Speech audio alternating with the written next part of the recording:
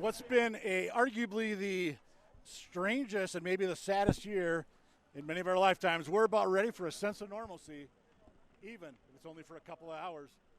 2 months ago sure looked like Eagan and Farmington battling on the gridiron would have to wait till spring, yet here we are. October 9th, we're at Farmington High School, and a kickoff many didn't expect is moments away.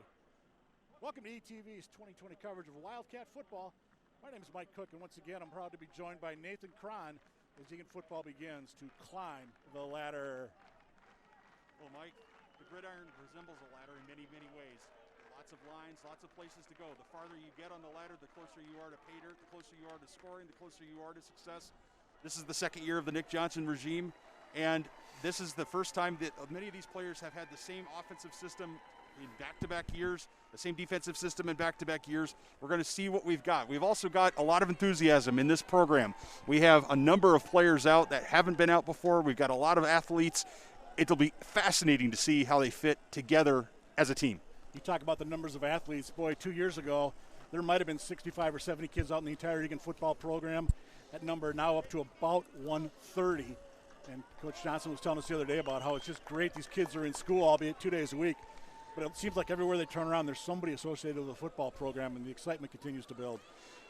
Well, they've got their work cut out for them tonight, Mike. I mean, they're playing a Farmington Tiger team that might be just out of shot of being ranked in the top 10 in the state at the 6A level.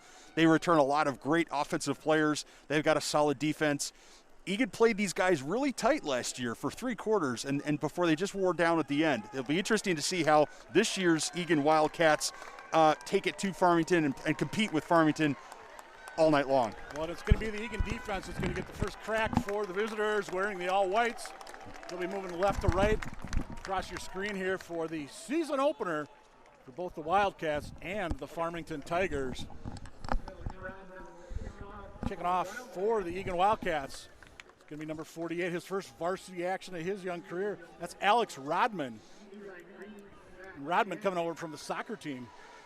Yeah, Alex Rodman, a longtime soccer player with both Eagan club programs as well as the high school itself, and coming over to do some place-kicking duties. He's going to handle the field goal, extra point, and obviously kickoff.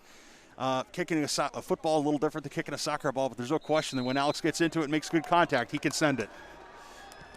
And that one that you mentioned setting it, that's going to be down to about the 2-yard line as we are underway the 2020 campaign. Farmington, nice return, far side, out across 30, 35, 40. Look out near midfield. Great return for the Tigers. Zach Jans on the return. Zach Jans, a familiar name to those of you that follow Farmington football. This is his 3rd year as probably the best running back among us on the orange and black.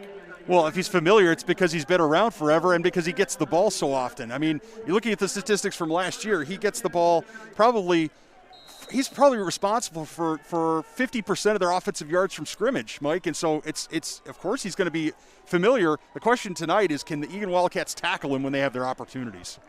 Unofficially, Jans last year ran for 724 yards for the Farmington Tigers. Barrett in at quarterback, but he's going to give it to Jans, and why not? And nice pickup for the Farmington Tigers on first down. Cole Nelson on the stop for the Wildcats. Nelson, starting linebacker for the Wildcats, along with number 13, Josh Cifuentes, and number 7, Nate Burhane. Pick up about 5 there for the Tigers on first down. Barrett looking to throw. Good pressure by the Cats. Barrett's got to throw downfield. He's got his man out near the 20-yard line. And the Tigers going to get about 21 yards on that reception. Eli Green, the receiver, number 13. And he is a good one. Well, there was decent pressure by the Eagan Wildcats front 7 on Barrett that time, although he did escape the pocket. The defensive backs, though, do have to turn, and they've got to look to see that ball coming in. That ball hung in the air. If they had had their heads turned, they might have had a play on it. Barrett has got Jans behind him. He'll give to the back. Jans cuts left. 15, 10, 5. Touchdown Tigers.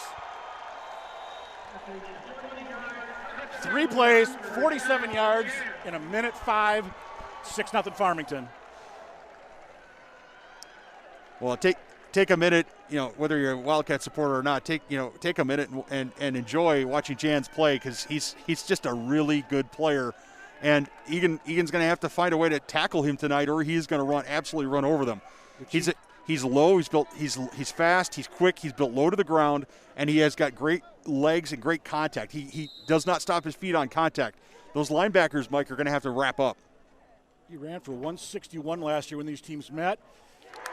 Good coverage that time by the Eagan Wildcats on D's, preventing the 2-point conversion. And it looks like in for the Wildcats, number 34 for stop of the night. Alex Kemp, the defensive lineman for the Cats. Yeah, very interesting. I have to admit, Mike, I'm a little surprised that Farmington would go down that road right now. I mean, they've obviously got momentum. They obviously can do something to. They obviously want to do something to put more points on the board. But I don't know. It seemed kind of early in the game to be going for a 2-point conversion. Yeah, I would agree, unless you have very little faith in your kicking game. But who knows?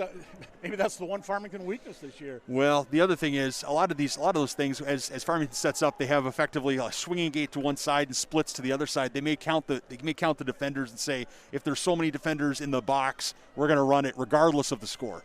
So it may be an automatic for them. Fernando Chavez is going to go deep for the Wildcats. He wears number 10. Colton Sobek is also back there. He wears number 28 for the Wildcats. We're quickly down by a 6-0 count here in the season opener for both the Wildcats and the Tigers of Farmington. Big South Suburban Conference tilt. Well, I guess you'd say that unless you're in football where we're all district still. Mm-hmm. So Farmington set to kick off. Beautiful night for football, by the way. Temperatures are right around 76 degrees. There is no wind tonight. And that ball is going to be fielded at about the 13. Chavez. And he'll get out to about the 20-yard line, where the Cats will start their first drive of tonight's football game. Leading the way out for this Wildcat offense is going to be number 16, Alex Lochenmeier. He's the junior quarterback. Under center this year for the Wildcats. Are going to continue to run that option offense that they ran last year. Well, they ran it last year, but honestly, Mike, I don't know that they ever really had it fully implemented. I'm not sure that they ever had it fully, ground in and run in. And so this year, I think the personnel is different. I think that's going to help them. They've had more time to practice it. So 1st and 10 for the Cats, their own 21. Boudou goes in motion. And they might have fallen back forward to the line of scrimmage. Number 2, the ball carrier, that's Michael Anderson. A lot of high hopes for him this year when you talk to the coaching staff. What I saw Anderson in practice the other day, kid's got some wheels. An Eagan offensive line, they're led by number 77, Diego Valla.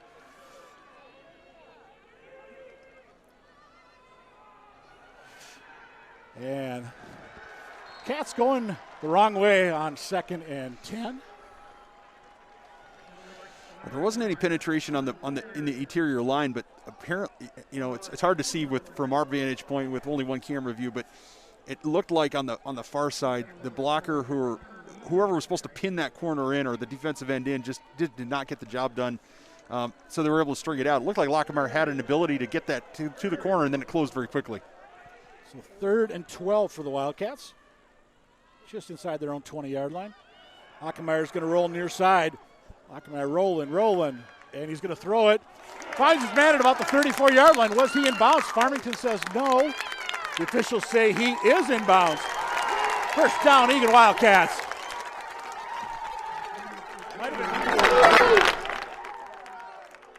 Well, Mike, I hope you got who caught it, because I could not see in that massive humanity. But what a catch! That had to be right on the sideline. And credit both to the receiver and to Alex Lochenmeier for not giving up on that play and making something happen on a big 3rd down conversion.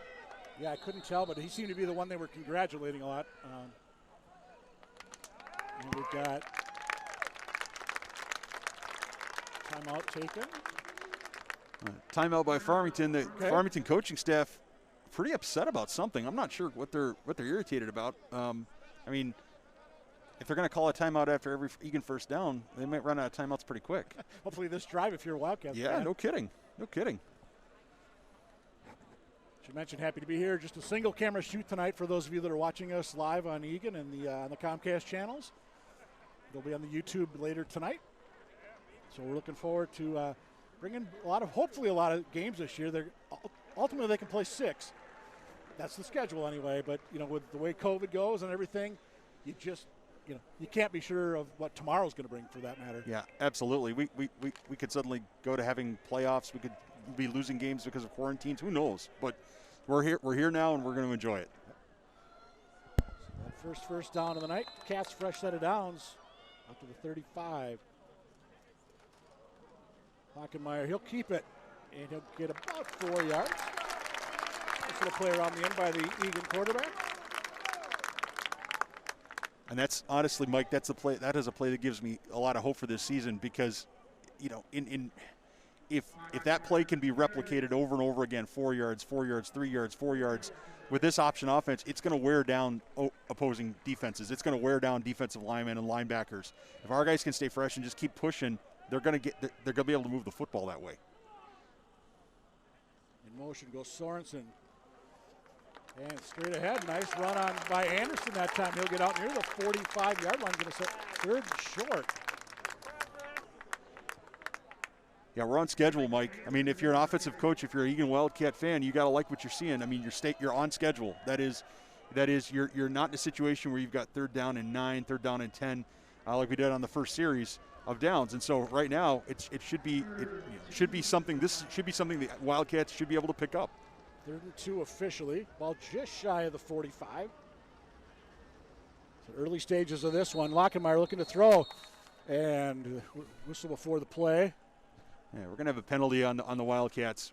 You would think that's got to be a false start. It is a false start. We have a wingback leaning forward. He did it on 2nd down and got away with it. On 3rd down, he did not get away with it. And candidly, Mike, that's a mental mistake that we can't have. Eagan's not accomplished enough and smooth enough offensively yet to be able to overcome those types of mistakes. So we can't have those. 2 Anderson, I saw, just went back into the game for the Wildcats. So now a 3rd and 7 for the Wildcats. I believe Chavez was the player that came off for the Wildcats. Lochenmeier up under center. They'll send him in motion. A little misdirection, and it's going to be punt time for the Wildcats. Sorensen gobbled up by a host of Farmington Tigers. What do you call them, a pack of Tigers? Pride of Tigers? Pride of Tigers? Mob of Tigers? Bottom line, it was a lot of Farmington players, and Eagan's going to be forced to kick this one away. Josh Cifuentes back for the Wildcats, wears number 13, one of Eagan's linebackers. Eli Green will be he's going to go, he was going to be the up back for Farmington. Now he's moved back up towards the line of scrimmage. Trying to get the number on the man back deep. It looks like it is number 4 for the Tigers. That's Carter Hendrickson, one of their multi-talented wide receivers. And we've got a whistle. We have another timeout, this time taken by the Wildcats. Well, part of this, and Mike, you and I are able to watch this and watch the sidelines. There was some confusion on the Eagan sideline about personnel, who was supposed to be in, who was supposed to be out. Part of this is, that you've got young men between the ages of 15 and 18 playing football, and they're football players. And football players at every level sometimes will forget when they're, or not understand when they're supposed to be in. But part of this has to do with the fact that the season has been so short. There has been very little preparation. This is the first time, that anybody's, cracked a pad in anger. This is, an opportunity for these players to play, but they did not get a lot of practice coming into it. And you think about last year's season ended in late October, so in theory, you're playing potentially your first football game in about 49 weeks for some of these guys. I mean, yeah, you had a little 7-on-7 back in July, and I know they scrimmaged similarly a couple of days doing that, but there wasn't much, pad cracking, so to speak, that day. It was just more of, let's just kind of run our plays. And very short kick, good bounce though. And Hendrickson's going to let that roll. It's going to die at about the 31-yard line. We got a penalty flag we got a penalty flag. I'm not sure who they're going to call it on. A Wildcat and a Tiger were matched up and locked up and really giving each other some business on the side, blocking, pushing, shoving. I'm not sure who they're going to call it on though. Yeah, I thought it was Robinson coming down that right side for the Wildcats. Yeah, it was the gunner versus the Tiger blocker or cover guy, but I can't tell who they're going to call it on.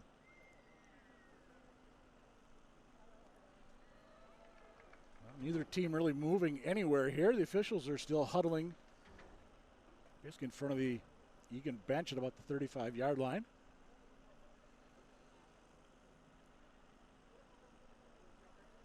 And the decision looks like it's going to be, well, is he going to march it off? Signaling a penalty against Farmington. There they go. 1, 2, 3. So it's going to be 15 yards. I think it's 10-yarder. Sportsmanlike conduct penalty. Okay. There you All go. right, there you go. So we have 7:10 to go here, opening quarter. It's 6-0 Farmington. They're going to take over on their own 21-yard line. For those of you just tuning in, Farmington took the initial kickoff. 3 plays later, they had 6 as Jans scored from 20 yards out. And Jans is the lone running back behind Alex Barrett. Here goes Green in motion. Give to Green. Bounces outside, gets around Nelson. Green with some speed, 40, 45, 40. Green needs one more block, not going to get it, but he takes it down to the Wildcat 25-yard line. About a 54-yard run for the Tigers. An excellent run by Green and not great tackling by the Eagan Wildcats. They did turn Green in, so they held the corner, they turned him inside, but the guys inside just were not able to flow and pursue to where they needed to be. My guess is the linebacking core or a safety was probably supposed to fill that, and for whatever reason, either because they were blocked or maybe a missed assignment, they were not able to do so. Tigers so far, they've got 3 rushes, 1 pass. And they'll rush it once again. Good job that time by the Wildcat defense. It gobbled up Jans in a hurry. I think Colby Sorensen leading the way that time for the Wildcats, number 3. And Colby's one of those kids, they thought about maybe trying to play him both ways, but you want to do that as little as possible. And I think with more depth this year, the idea is they're not going to need to. Fake to Jans, throw it out, and that's knocked down by the Eagan defense. Nice job on that left side.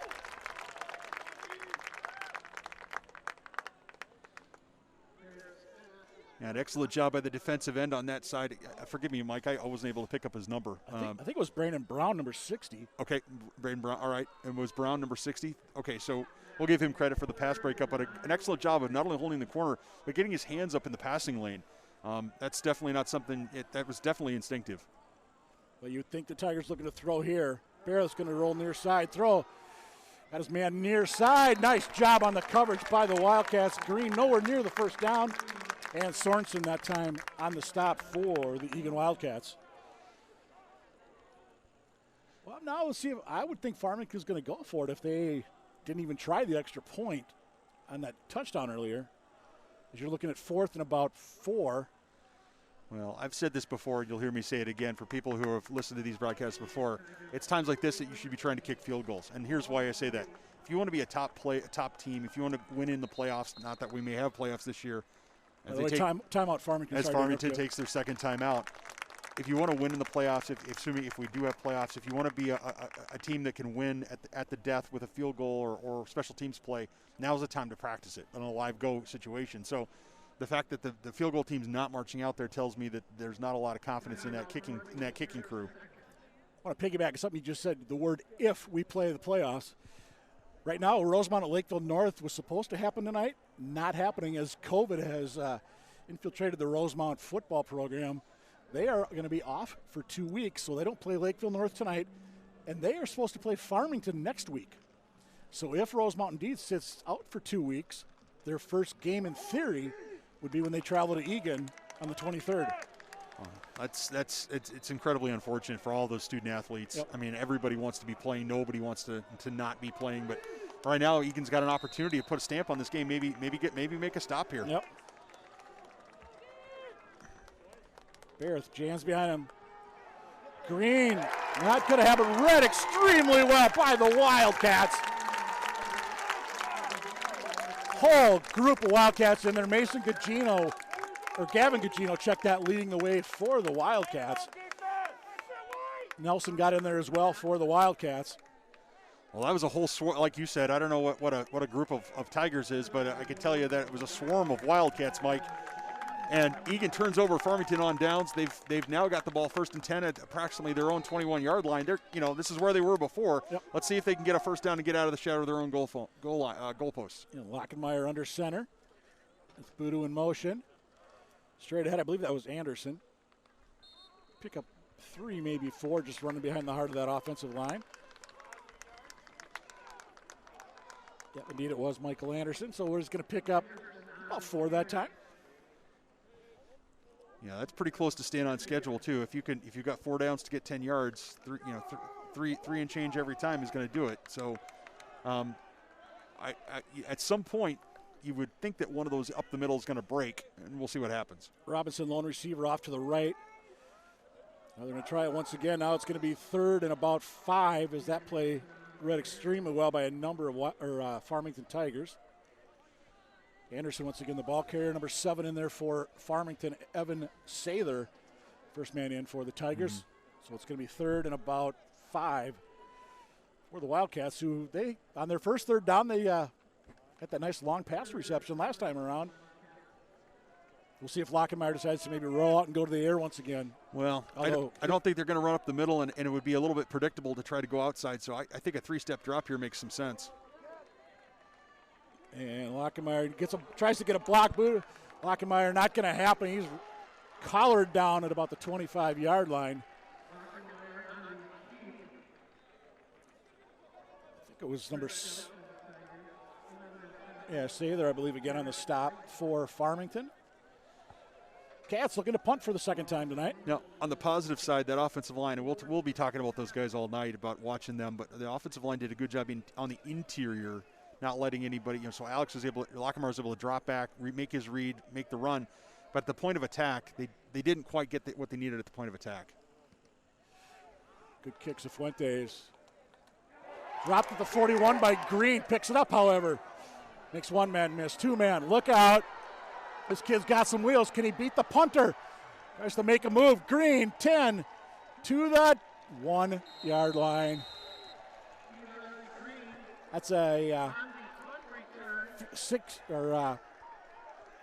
58-yard punt run. Yep, a 58-yard punt return when he needed 59. That's honestly, Mike, it's that kind of stuff that bites the Wildcats. We talked about it, pre-game. The Wildcats didn't have a lot of puck luck, if you're using hockey vernacular. Right. Didn't have a lot of balls bounce their way. That's a situation where a punt returner drops a ball.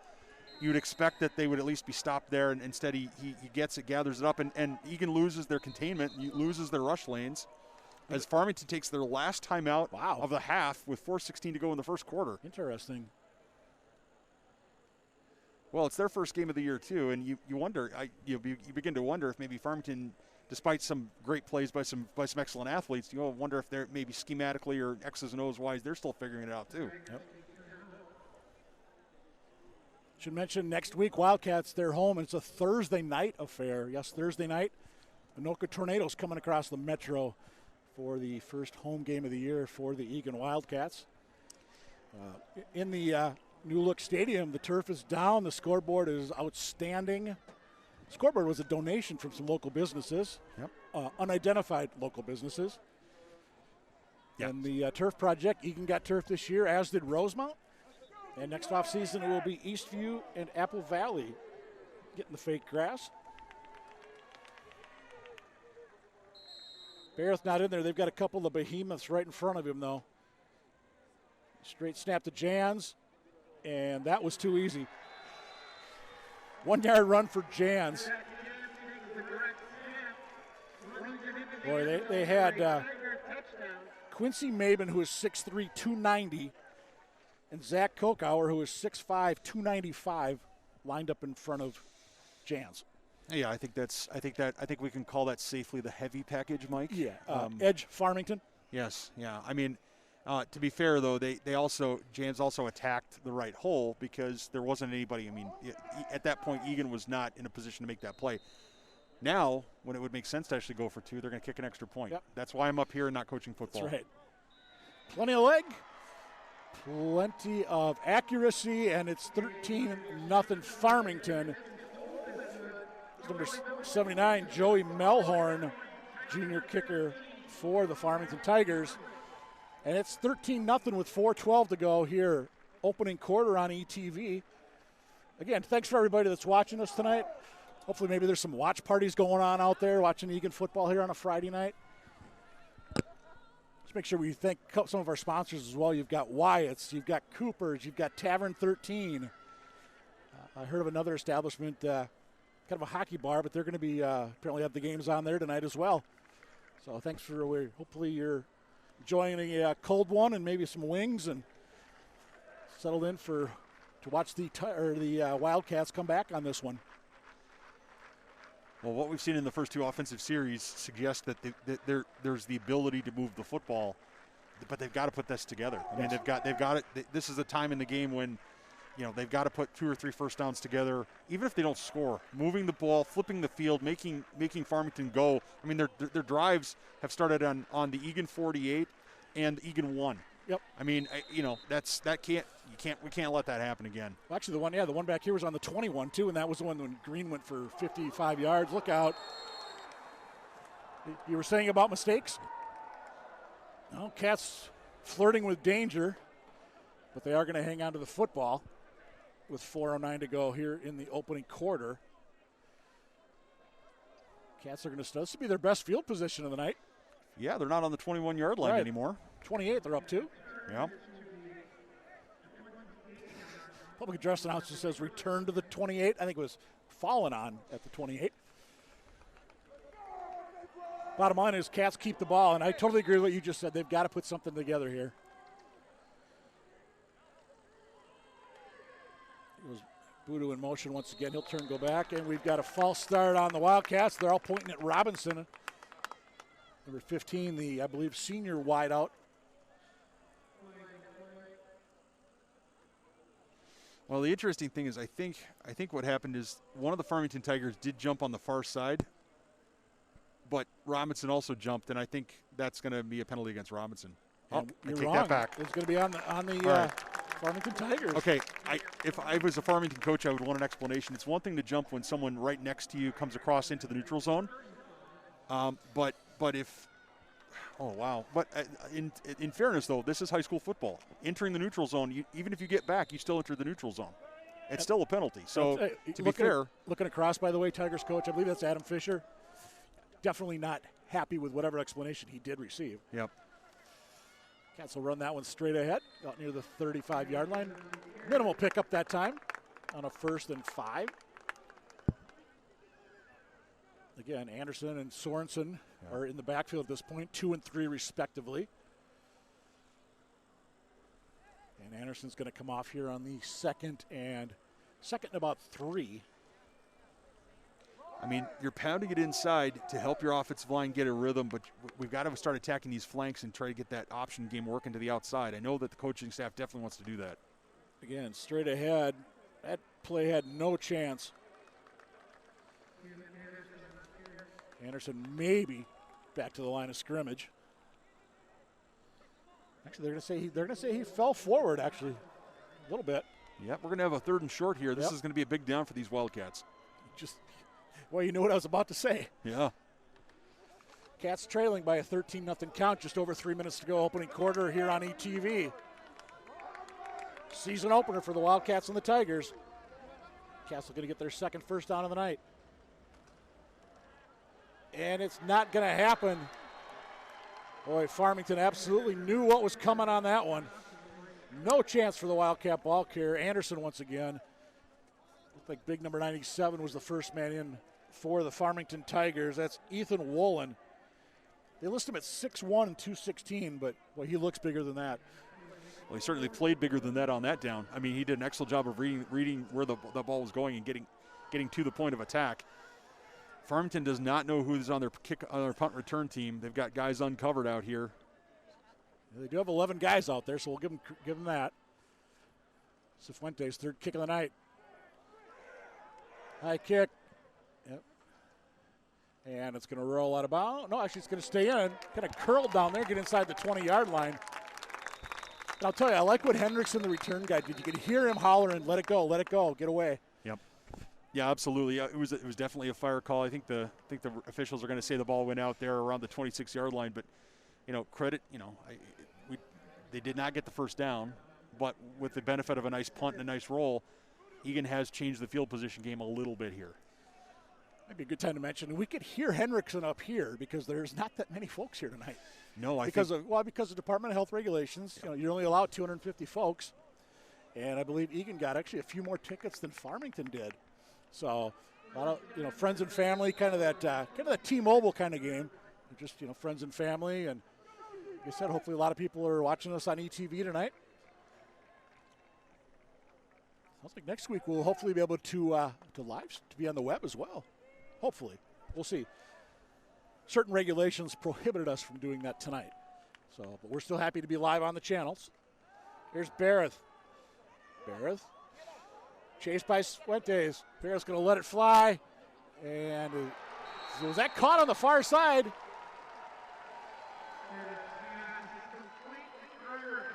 Wow, Hendrickson tiptoeing on the sideline. Well, that was a thing of beauty, Mike. I mean, that was what a play by Barrett to keep it alive, but to also fire. He was on the dead run. The Wildcats were pursuing him hotly.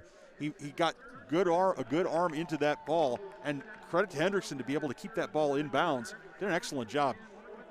The defensive backs for Eagan just cannot give up. They cannot give up on these receivers. That's the third play of at least 35 yards allowed so far by the Wildcats. There goes Jan straight ahead. He had one for 20. And give him another 20 right there. Or close to it. He's going to officially be about 17 on that run.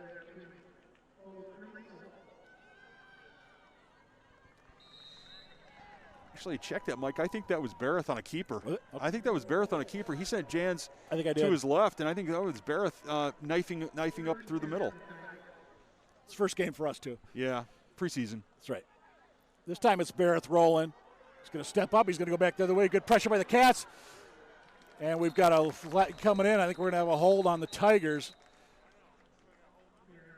Looked like it was number 7 for the Wildcats. Burhane got tackled as Berth turned back to his right. Yeah, there were at least 2 or 3 potential holding penalties that you could have called there. The Tigers did an excellent job of blocking, which is easier when you're holding.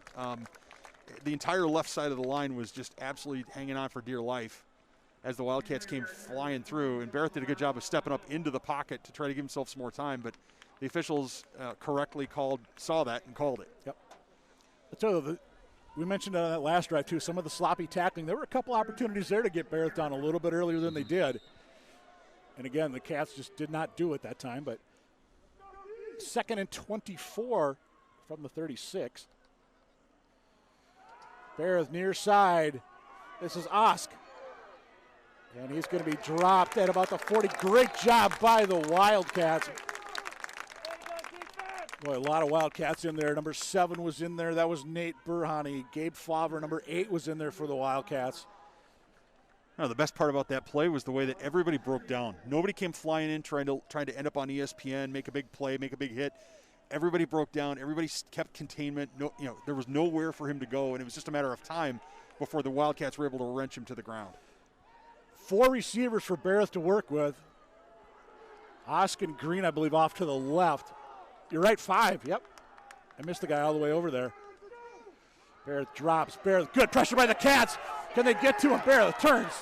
Couldn't quite get him. That was Nelson. Barrett still on his feet. 45-30. He's going to let it go. And it's going to short hop a receiver. But good job by the Wildcats.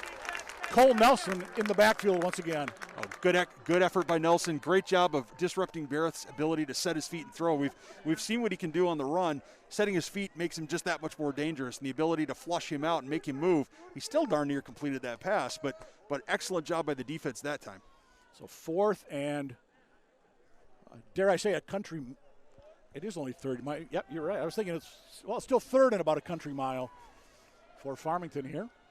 It's 3rd and 27. 21 seconds remaining in the opening quarter here on ETV.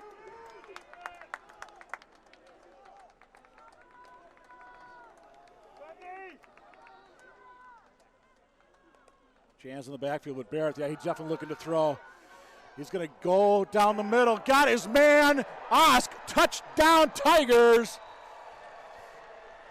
39 yards.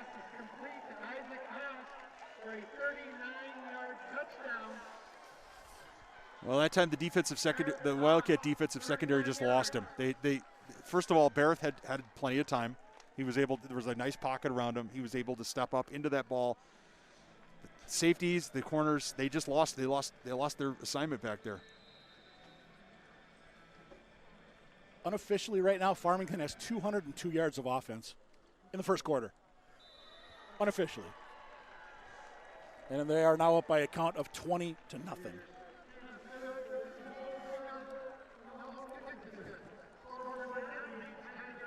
Well, you and I were both out at practice the other day, and we talked to Coach Nick Johnson, and we mentioned just his body language, the way he was smiling. He had a lot more confidence about this team. Now let's see how they respond. I mean, when you're down 20-0, let's face it, your odds of winning are, not quite down to nil, but you're getting there. You're in the slim category. But let's see how they respond with this young team. Well, there's still 3 quarters of football to play. Right. I mean, if this offense, I don't want to sound like a broken record. It's too early in the season to sound like a broken record. But if this offensive team can put together first downs, they're going to be fine. They've got to get first downs. No more punts on 4th down. No more 4th and 8 or 4th and 5. We've got to have 3rd and 1. We've got to be able to run that option. We have to be able to move that football. Give this defense a little bit of a break, so they're not going to get gassed, and show Farmington that they're in they can still be in a football game. Yeah, and the slim that I'm saying is just because of what we've seen thus far. Right. Unofficially, I've got the Wildcats down for 37 yards in 3 drives and just 2 first downs. If this gets out of bounds, that'll help. Good starting position upcoming for the Wildcats as that kick goes out of bounds. Should be up at, I believe, the 35, if I'm not mistaken. I believe you're correct, and that will be the Eagan Wildcats' best starting field position of the night. 13 seconds to go in the opener here at Farmington High School, home of the Tigers. Boy, we talk about Farmington. They were 5-1 at one point last year, lost 3 straight at the end. Finished 5-4, still their best record since I believe it was 2012, I read. But this is a group that they know they have something special, and I think they knew it last year and they just didn't capitalize. This year I was reading quotes where they've been saying, we just want to come out, we want to impose our will, we're going to take it to them. And so far they are against Eagan.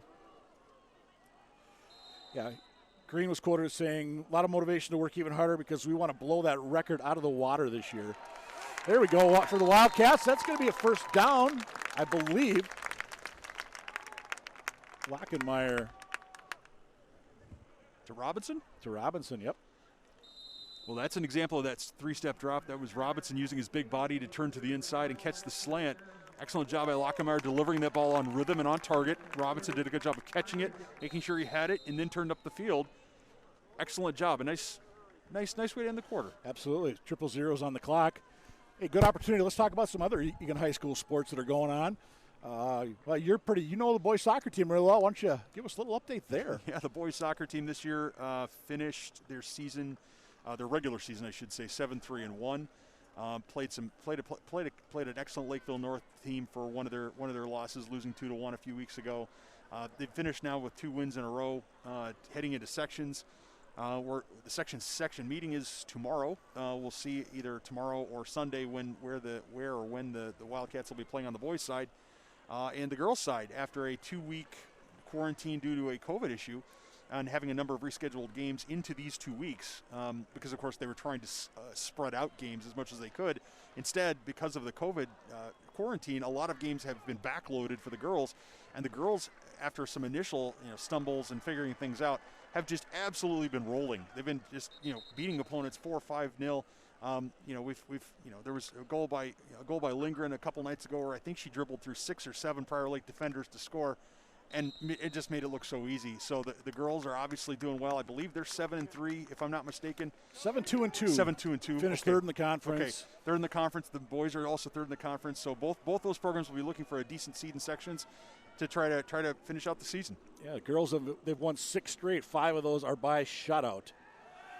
Here's Lochenmeier to throw here as we start quarter number 2. And it'll be second down as the ball falls incomplete. Should also mention the swim team. They have their last dual meet tonight, and give them credit. That's been really interesting how the girls they swim in their own pool and then just record the times. They have their sections in a couple of weeks.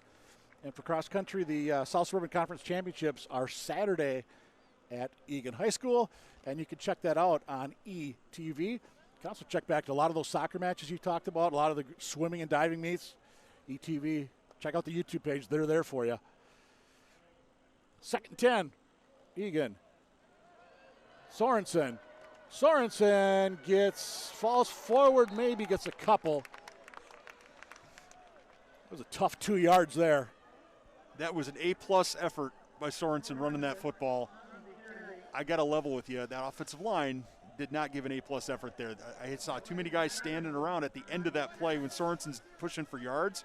Too many guys standing around watching. So when you're offensive lineman, until you hear that whistle, you got to be locked on somebody. And that's something that these coaches will certainly be talking to them about when they come back to the sideline. 3rd and 9 for the Wildcats. This will be Lochenmeier to the air. Lochenmeier, no, he's not. He's almost taken down. Good job of elusiveness. And ball gets up to just the other side of midfield. However, they needed to get down to about the 45, so it's going to be 4th and 4. Yeah, about 4th and 4. I think you're right. Don't want to give up on this. Great play by Lochenmeier to be elusive and get out of trouble, and then a great job by the receiving corps. Number 2 for Eagan, Anderson coming, not giving up on that play either, and making a catch inbounds to at least give Eagan a makeable 4th down. 4th and 5 is not where you want to be, but it's better than 4th and 10. First time across midfield, by the way, for the Wildcats. Lochenmeier, he wanted to do a quick throw. He does throw, got his man at the 45. Let's see the spot, though. I'm not sure he got far enough over. Well, goodness. We have the line, we have a referee on this side walking up the 45. We have his feet were definitely not over the 45. He stuck the ball out over the 45. I'm going to level with you, Mike. I think he made a heck of a play there to try to get that first down. And I think it's unlucky that he wasn't credited a better spot. Now, that being said, ideally, if you need 5, you run a 6-yard route, not a 4.5-yard route, right? I mean, that's the challenge. But I like what I see from the Eagan passing attack. I just need to get him down the field a little bit more. I couldn't tell the receivers. I thought it might have been Chavez, but I can't say that with certainty. Barrett, good pressure by Nelson. Barrett loses the ball, but he does fall on it. Nice pressure that time from the Eagan linebacker. Yeah, Nelson, he's been all over the field tonight for this Wildcat D. Yeah, Nelson's definitely been one of the standouts on the Eagan side of the defense. He seems to be lining up in different places across the board, and that's, I think, a good thing. If you got a great player, don't leave him in one place. Move him around. Bear with 4 receivers set for the Tigers, and we've got a flag. They seem to be cheering on the Farmington side. Eagan did jump, but were they drawn? They were not. So they lost 5 on the fumble they recovered. Now Eagan gives it to him right back. We're talking about some of those mental mistakes and situational awareness. Yeah. Well, youthful exuberance is a good thing until it jumps into the neutral zone. Right. Farmington, that same set, 4 receivers. Cats, are they showing a couple guys are maybe thinking blitzing, but I think we had to get something set. Now we're rolling. The Cats can bring guys on the outside. They try to. Farmington straight ahead on the run. Nice pickup by the Tigers. We've got a late flag coming in. Jan's down to the 35, but let's see what the hanky is all about. Is there a face mask involved potentially? Right now it's a 19-yard run as we wait for the man in the stripes. Initial indications look like it might be a face mask, whether it's a 5 or a 15, we'll right. have to see.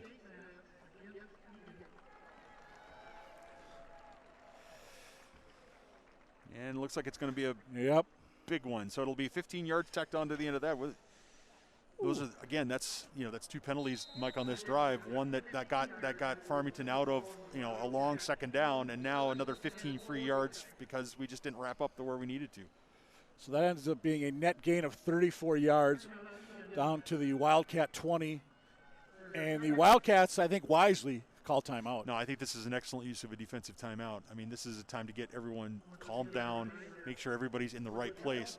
It was just 3 plays ago we were talking about what a great pressure they were putting on Barrett. Yep. We were talking about great pressure. We're talking about excellent tackling, a fumble, a forced fumble, and all of a sudden, 2 or 3 plays later, now we're suddenly at our 20-yard line, and we're already down by 3 touchdowns. So I mean, it's good. You can't keep those timeouts for next half or next game. So you might as well use them now. You mentioned the number 3. Well, there's 3. You need 3 sets to win a volleyball match. Big one tonight over at the Wildcat Gym on the YouTube channel. Lakeville North is at Eagan High School. Cats up 21-12. It looks like the first game. Game 2, we're being told now. But Wildcat volleyball, first game of the year, first match of the year. 7 straight championship appearances for Kathy Gillen's squad.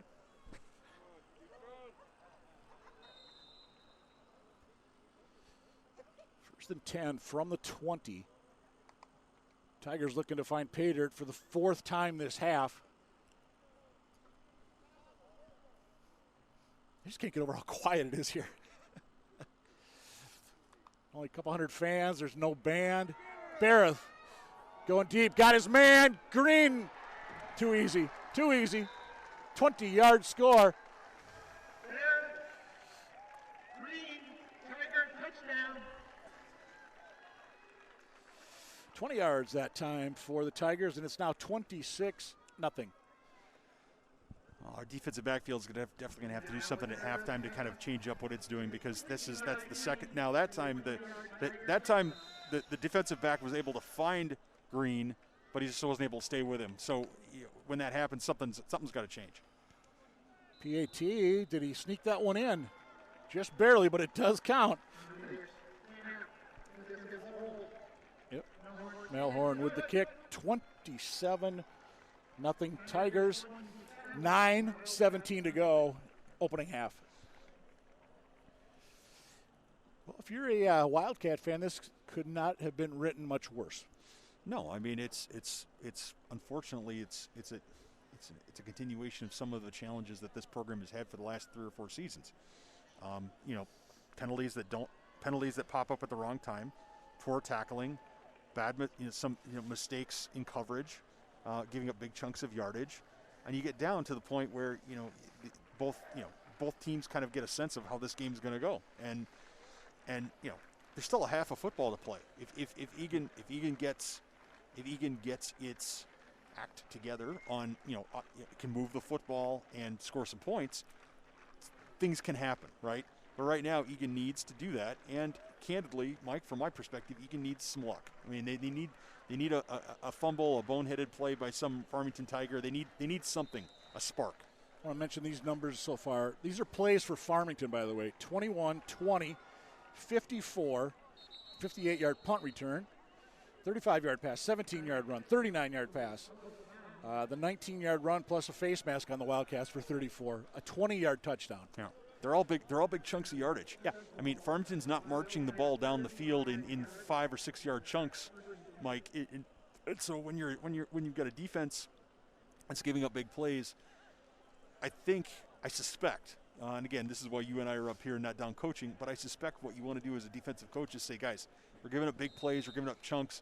Part of it's because we're not tackling. We need to tackle, but part of it's also because we're letting them get behind us. Yep. We're letting them keep them in front of you. If they catch the ball for 5 yards, make them do that 5 times to get 25 rather than give them 25 in one chunk. And let's give Farmington some credit. I mean, you look at a guy like Eli Green, one of the top receivers in the Metro without a doubt. There's an offsides potentially on Farmington. Oscar's shown, a strong ability. Hendrickson, and that's just the top 3 for the Tigers. I mean, those are nice weapons any team would love to have. And then you give Jans in the backfield, tough as nails. And is this going to be on the Wildcats? They are, which way are they going to go? Both teams are moving backwards. I think this is going to be on the defense. I think so, too. I think the defense entered the neutral zone, and I think this is what I was referring to earlier, where the defense enters the neutral zone and the offensive player then flinches immediately across from them. And I think there's a tendency, a lot of these kids watch, professional football, and they don't understand that entering that neutral zone is an automatic penalty. And we had to remind ourselves of that as well here. And well, bobbled snap. Football is loose, I believe. Who got it? I'm not seeing Cats hang on to it. Yeah, I think they are hanging on to it, and that is definitely not the way to get 4 yards. Nope. Ideally. No, Farmington says they have it, and the officials agree. Well, the officials haven't made a signal yet. There's a conference going on. I think they're wondering if second down now. They're saying, okay. Well, I thought the official coming in from the far side initially pointed Eagan, or signaled dead ball, but then maybe by the time the whistle and there was the scrum underneath, and then Farmington ended up with it. Yep. I think that's what's going on here. Bottom line, Cats are fortunate to have this football still. And a first down. Yes. New set of downs, Yep, Mike. absolutely. So, that's one more first down.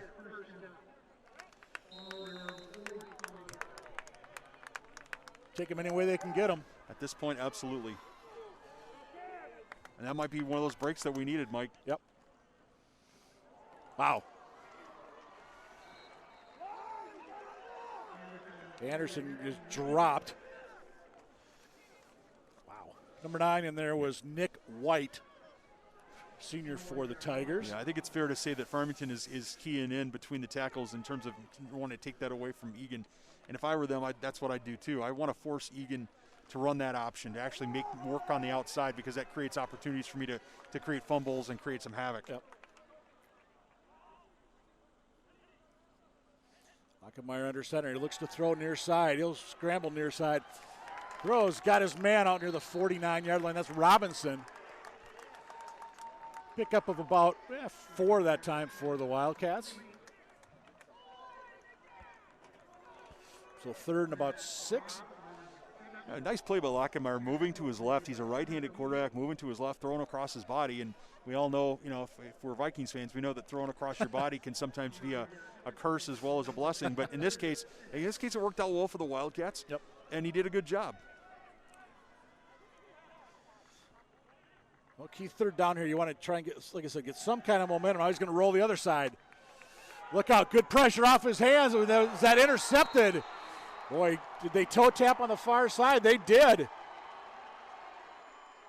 Yeah, I think that's a heck of a defensive play.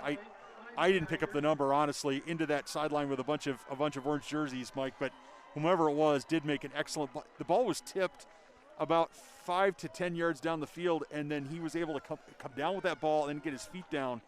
That was a heck of a play. You said it was Finley with the interception for Farmington. Yeah, Rod Finley, number 18. You know what? They list him as a running back, so he's probably got good hands. Yep. Farmington owned 49-yard line. Just when you thought things couldn't get much worse, there's still 7:41 to go in the opening half. And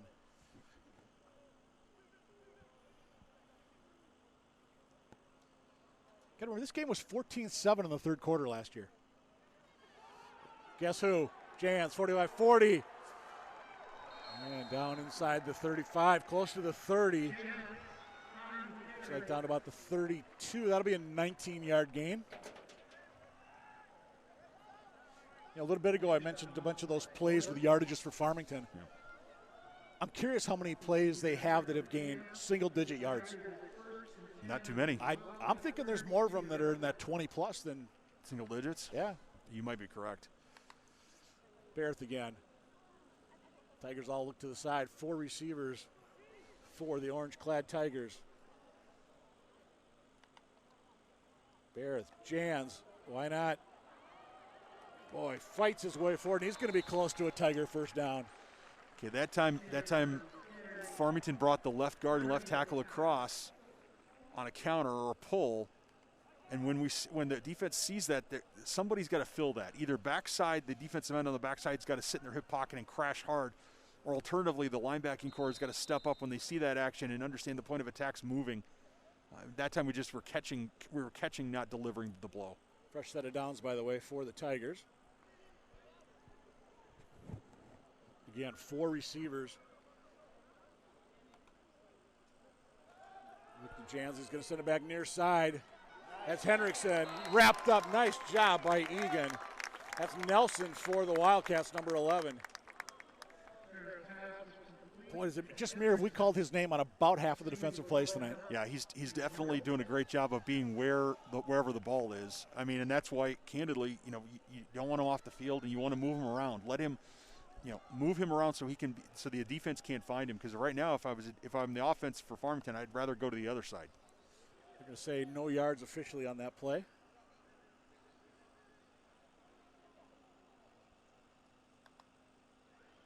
There's Jans. There's positive yardage on this play. Inside the 10, stumbles down to about the 8-yard line. It's finally tripped up, I believe, by Gugino. But again, when your secondary is the one that's got to make plays on the running back. Yeah, that's definitely not where you want to be. I will say this. I'll say this also, that at that time Eagan had an opportunity near the line of scrimmage to make a tackle or at least slow Jans up and get him, rally and wait for help. And we just missed the tackle. We can't do that. Timeout on the field. There's an official's timeout. Yeah. I'm not 100% sure. I'm wondering if they think there might be a clock problem or something. Or it might also have been an injured Wildcat. I'm not sure. Yeah. Which is the last thing you want right now. Oh, absolutely. 6:23 to go, second quarter still. And yeah, it is all Farmington, 27-0, and they're on the doorstep of putting 6 more on the board. That was a 13-yard run that time. First and goal from the 8.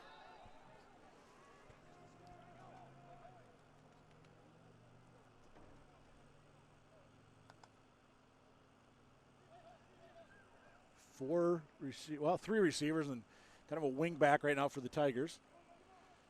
But you give it to Jans, and he plows the way. Did he get in? Touchdown, Tigers. Colby Sorensen dragged about the last 3 yards on that Jans touchdown run. Yeah, his third touchdown of the night. He's absolutely chewing these Wildcats up. And candidly, he's not getting contacted until he's a couple of yards down the field. Their offensive line, the Farmington offensive line, credit to them. They're doing an excellent job. He's a great back. He's going to get his yards anyway, Yep. but they're just making it look so easy right now. Melhorn with another PAT, and that one does split the uprights as well. Just approaching the halfway point of the second quarter. 34-0 Tigers. We mentioned there's not a real big crowd here, and you can hear a lot of stuff, but I'm not hearing a lot of noise from the Eagan bench. And we're, what are we here? 40 yards up from them, but you don't even, you don't hear coaches, you don't hear the players, cheering on each other right now, trying to shout encouragement. But it's hard when I get it. You're down. No, I get. There's a little bit of shell shock. I don't think Eagan. You and I were out of practice, and you can see that there's these are players and student athletes that are still figuring things out. They still have to practice. They have the opportunity here still though to play football. Absolutely. And how they compete for the next two quarters and change is going to tell you something about how this rest of the season is going to go. And I would imagine let's assuming this game is where it is now or worse, hopefully not, but you're going to see some of the second teamers out there, and these are kids that are going to want, they want an opportunity. And we're going to see what they've got. And the Cats, short kick, bobbled, recovered. That's the second one tonight where Farmington's just kind of done that 25-yard kick or 30-yard kick. And Yep. I'd be interested to know what the advice is to the upbacks on the special teams, from the special teams coordinator or coach, because historically, I guess at certain levels, big-time college football or professional, you got enough great players out there with hands that they can do that. But usually you have blockers in those positions, and they're not usually guys who should be fielding the ball. So usually it's just catch the ball and fall down rather than try to make something happen. Yep.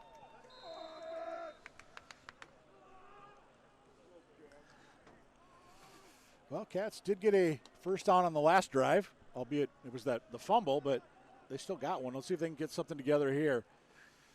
Get some positivity here. And that is not it. Lochenmeier chased from behind. He got dropped over on that far side with I think there were about 4 Farmington players right there, including number 33, Austin Patterson, big 6'5" defensive lineman. Well, the blocking, so in this option attack, Mike, one of the places that the option attack likes to attack is off the tackle, or just outside the tackle. Right now, Farmington is really pushing Eagan back at that point. They're not, the guy we're supposed to be optioning is 2 yards in our backfield, and he's coming hard. Right. Lochenmeier coming near side, chased, throws one, tries to find his man out near the 36. Nice catch, and he stay in bounds. They did not. That was Boodoo on the catch, but he was out of bounds.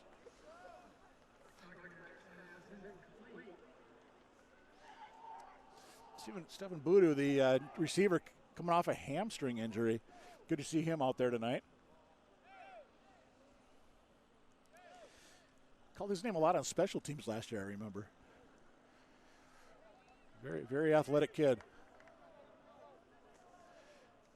Well, Eagan's got a very long third down here. I imagine they're going to be putting the ball in the air. That offensive line's got to lock on their guy. They've got to stay with him, give Lochenmeier a chance to set his feet, step into a ball, and give ourselves a chance to make this first down. Sorensen goes in motion, handoff straight ahead, Anderson. And it's fumble. Yeah, Farmington says they have it. And guess what?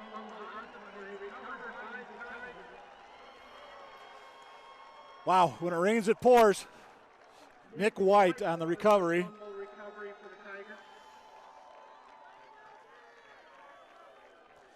So Farmington up 34-0 with 5:06 to go in the first half. Going to take over on the Wildcat 27-yard line.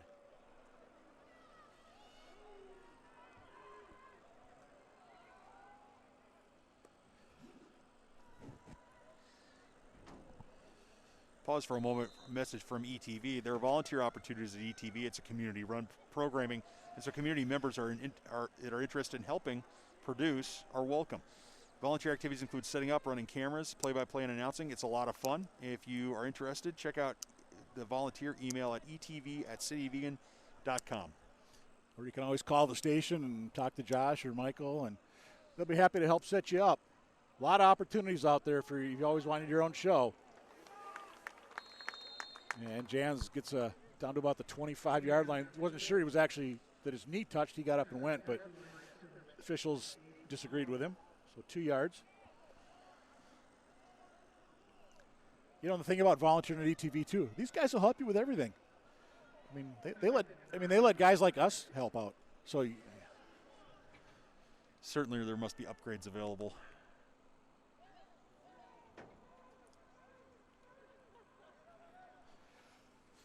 Second and 9. Barrett hands it off. Green to the outside, bounces out 15, and he's taken down number 7 with a up around the shoulder pad. It was the tackle that time by Burhane. Again, just Green is so talented. Yeah, he's too fast, and giving him the jet sweep action to the right, he comes around the corner, and you know, we had players that were in a position to make a tackle. He's just too darn fast. He's just too fast, and he got around we just lost contain. 15 yards on that carry.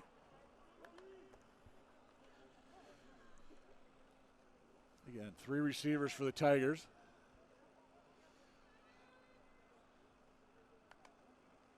Barrett, Jans. Good job that time by the Wildcat defense. Looks like about 4 or 5 guys in there for the Eagan Wildcats. Number 34 was the first man in for Eagan. That's Alex Kemp, senior D lineman for the Wildcats. Well, I'd like to see this defensive line get off blocks and get up the field a little bit. I think we talked to Coach NJ before the game, and that's going to be, these guys have got to do that. Barrett is too good a quarterback to, and we saw him earlier when he's pressured, he might make a mistake. These guys have got to get off blocks and get up the field. 4 receivers for Barrett to work with. He'll roll left, stop. Go to the back of the end zone, too far for his intended target, and it's going to be 3rd and long for the Tigers. And that might be the first time we've said that tonight. you know, I want to give a lot of credit to Alex Stoll that was back there playing defensive back. He did not give up on that ball despite the fact that Barrett was rolling out to the left. A receiver was still to the right, and Stoll was with him right on top of him the entire time. And now that ball did float out of bounds, but, you know, he was right there to make the play if it had to be. And you know what? The coaches are going to see that on the film. Alex is going to see that. And like we said, it's just in little plays like that you've got to make at this point.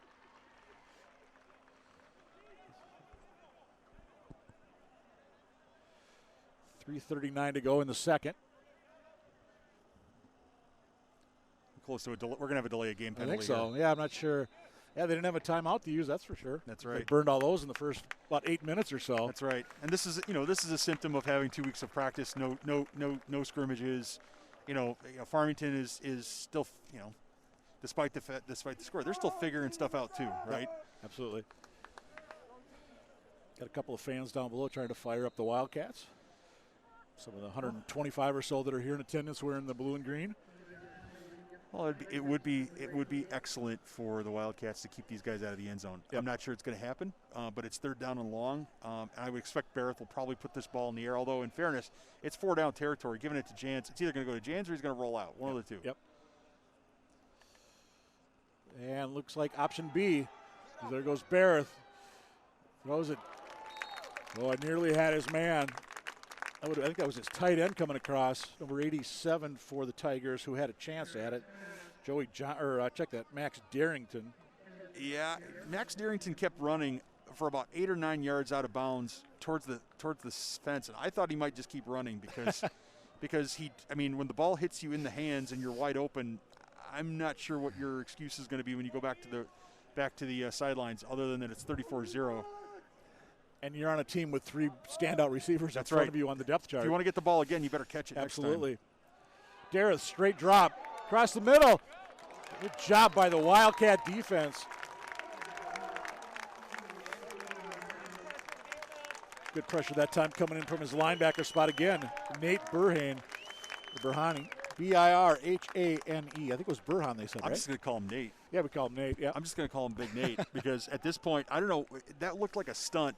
To be honest, with one camera shot, without a replay, without monitors ourselves, it's sometimes hard to pick this stuff up. But that looked like a stunt because he came not free, but pretty close to free, and he got right on Barrett really quick. And he did, Barrett was not expecting that type of pressure up the middle. So the Cats, 3:27 to go in the half. Down by a lot. Let's see if they can get something positive going here to at least have something to smile about going into halftime. And I think Farmington jumped in the neutral zone. I think they did. We saw 2 Farmington players jump into the neutral zone. Now the question is, yeah, they were not drawn off. Right.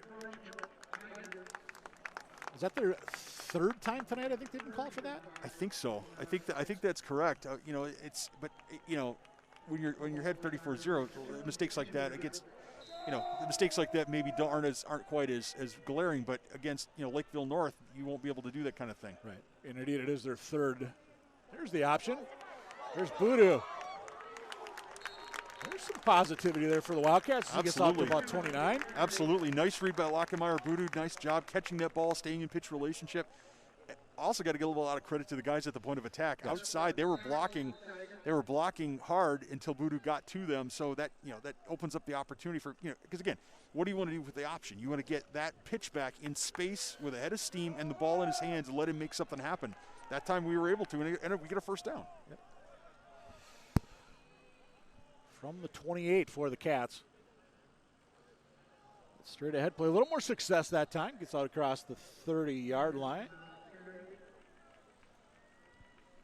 Anderson, your ball carrier once again. And I stand corrected. It's going to be just shy of the 30. I think we got hosed on that call. Well, the way the life usually works, Mike, it returns to the mean. It comes back to the middle. So if we get a bad spot on one play, maybe we get a better spot on the next one. I believe Eagan still has 1 timeout left, with 2:17 and counting to go in the opening half. And this time we've got a false start on the Wildcats. Okay. That was a little obvious. So I don't like false start penalties. Nobody does. But I like it when the offensive tackle jumps and he hits the guy across from him. Yep. And it's hard enough you can hear it all the way up here. I do like that. If you're going to make a mistake, make an aggressive mistake. It's kind of like taking a penalty in hockey. Make sure you get your 2 minutes worth. That's right. If you're gonna take a 2 minute penalty, you might as well get your money's worth.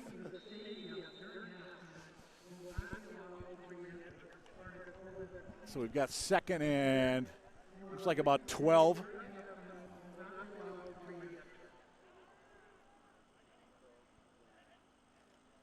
And they'll go straight ahead once again. I'm kind of surprised they're not opening it up a little bit. Well, I think being the score and being in your own end, I think the worst, the thing that Eagan doesn't want is for Farmington to get another one on the board. True. I think getting out of the, putting together a couple of first downs is actually, to me, at this point in the game, is probably more important than trying to score. You just get those first downs, move that football. But you're right. And to be fair, an option attack like this is not exactly an air raid offense. Exactly. Right? But I think what you've seen so far, they keep running up the middle. They're getting 1, maybe 2 yards. I mean, try something. But again, that's why we're up here. There's Colby. He's tripped up by, try to see who that is for Farmington. Number 10 that time with the tackle. Jake Hokenauer. Yeah, there's less than a minute now with 57 seconds on the clock running. I would imagine that Coach NJ is going to let this clock run all the way down and take a timeout without taking a penalty. He'll take his last final timeout, and then they'll punt it away.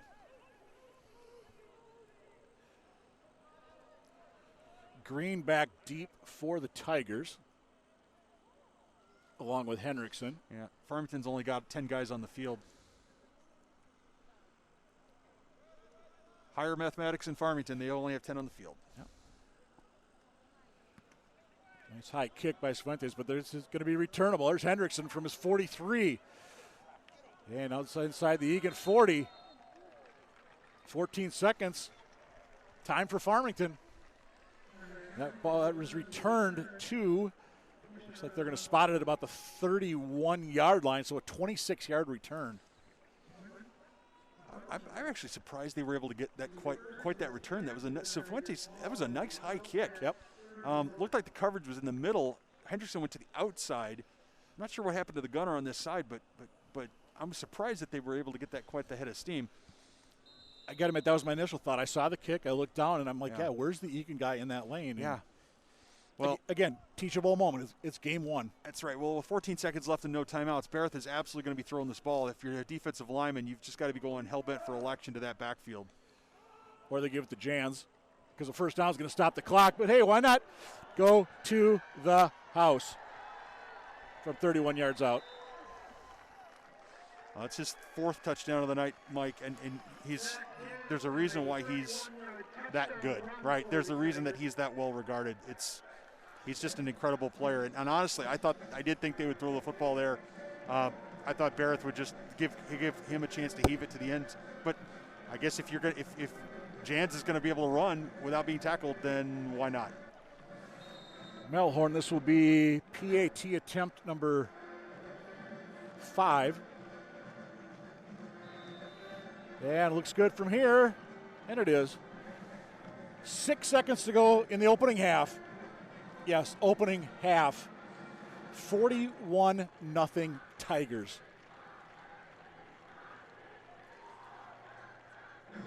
And I got to be honest with you, I knew Eagan would have a tough time tonight. I didn't think it'd be this tough.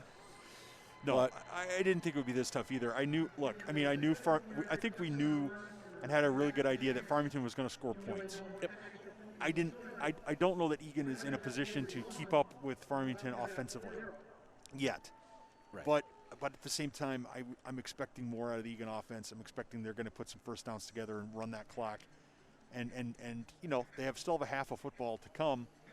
In that half of football, what they need to really focus on is doing that, running that ball, running that clock down, moving that thing forward, and that's what they got to focus on. And it gets to a point, Mike, where you and I are, we focus, some people sometimes will ask us, how do you stay positive in situations like this as a player? And the way you stay positive, is you focus on the little stuff. Yep, you have to. Let's face it, you and I were on the call last year for 8 games of a season that was, I don't know what the proper word is without insulting anybody, but it was bad. It was rough. Right? It was rough. But you know what? We looked at it, and you saw improvement from week to week in different aspects of the game, and that's you did.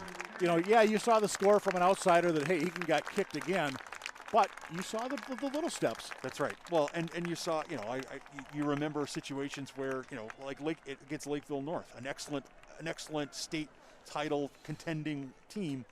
The Eagan defense held them in check for big chunks of that game. Yep. But the offense just was not able to put anything together. They wore him, and eventually Lakeville, hung 40 on them or whatever it was. Well, speaking of hanging 40, Farmington hung 41 on the Wildcats here in the opening half.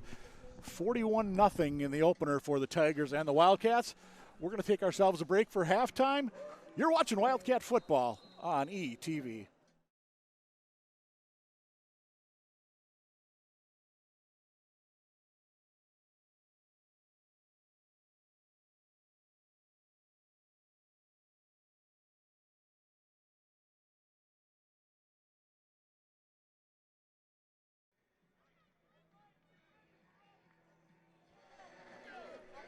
And we welcome you back to Farmington High School. We're at the half. Well, arguably the best thing we can say is it's a nice night for football because the Wildcats are down 41-0. Yes, 41-0. He's Nathan Cron. I'm Mike Cook, and we're back. We're happy to be back with you here. Hopefully you're sticking with us here on ETV tonight. Glad you're with us. And Nathan, boy, at this point it's just a matter of let's make some positive plays and look ahead to next week and stay healthy. And Well, Mike, the Eagan Wildcats are playing an excellent football team in the Farmington Tigers. The Farmington Tigers football team is as excellent as their stadium is poor in its music selection at halftime. But the reality of it is that Eagan needs to focus on getting first downs, doing what it's supposed to be doing, cleaning up its act on defense, making sure they don't lose guys in coverage, making sure they tackle when they have the opportunity. When that happens, against teams that don't have quite as much talent, don't have quite as much aren't loaded quite as heavy, they're going to be more competitive. Next week, for instance, against Anoka, I would anticipate that will be a much closer football game. Should be. Yeah, the Cats are going to get the ball to start the second half. We said it's a great night for football here. About 72 degrees. And again, Farmington, that little pooch kick. Well, Cats cleanly fielded at that time, which there were a couple times in that first half they struggled to do that. But well, when your kicker's wearing number 79, something might be up. Yeah, he's a big boy. I mean, look, I'm not exactly a scat back myself, so I'm not making a crack about. But usually, big guys aren't usually your best kickers, and clearly, Farmington has got a plan. They're going to keep kicking that ball about 30 yards down the field at an angle, and part of that's probably not to give Eagan the opportunity to get a decent return. So Lochenmeier will lead the Wildcat offense. And we've got a little misdirection. Come back this way, Boodoo. And that is going to be back to the 16-yard line. That is going to be a 12-yard loss. Now, instead the option is not made for cutting back like that. It's a situation where Boodoo's trying to make a play. Sometimes you got to just put your head down and plow forward, and if you lose a yard, you lose a couple yards. That being said, Eagan can't give up on that football. If you watch that play again in slow motion, you'll see that everybody gives up the play as soon as Steven cuts back. They've got a block for him. Yep. Actually, technically only a 10-yard loss officially. Lochenmeier has to fight hard even to get back to the line of scrimmage that time. Again, Farmington, they still got their number 1 D in there. And giving chase that time, as he has much of the night, number 97, Ethan Wolin at 6'1" and 216, one of the many seniors on the Tiger squad. Unofficially in that first half, by the way, I looking at the yardage, Eagan had 62 yards of offense. Farmington, 335. Now, obviously it's lopsided. Obviously Farmington has had the better share of the play. That being said, there were games last year where the Eagan Wildcat offense did not get that many yards in an entire game. Yep. Oh, yeah. Straight ahead, they'll try to run some power football that time. and it's going to set up a punt situation for the Eagan Wildcats. Anderson, the ball carrier once again. Minimal gain. And on the stop for the Tigers is number 9, who we've probably called Nick White a few times tonight. He's been in that Eagan backfield an awful lot as well. So Cifuentes, the punter for the Eagan Wildcats. And the Tigers still have Green, number 13, Hendricks, number 4, back.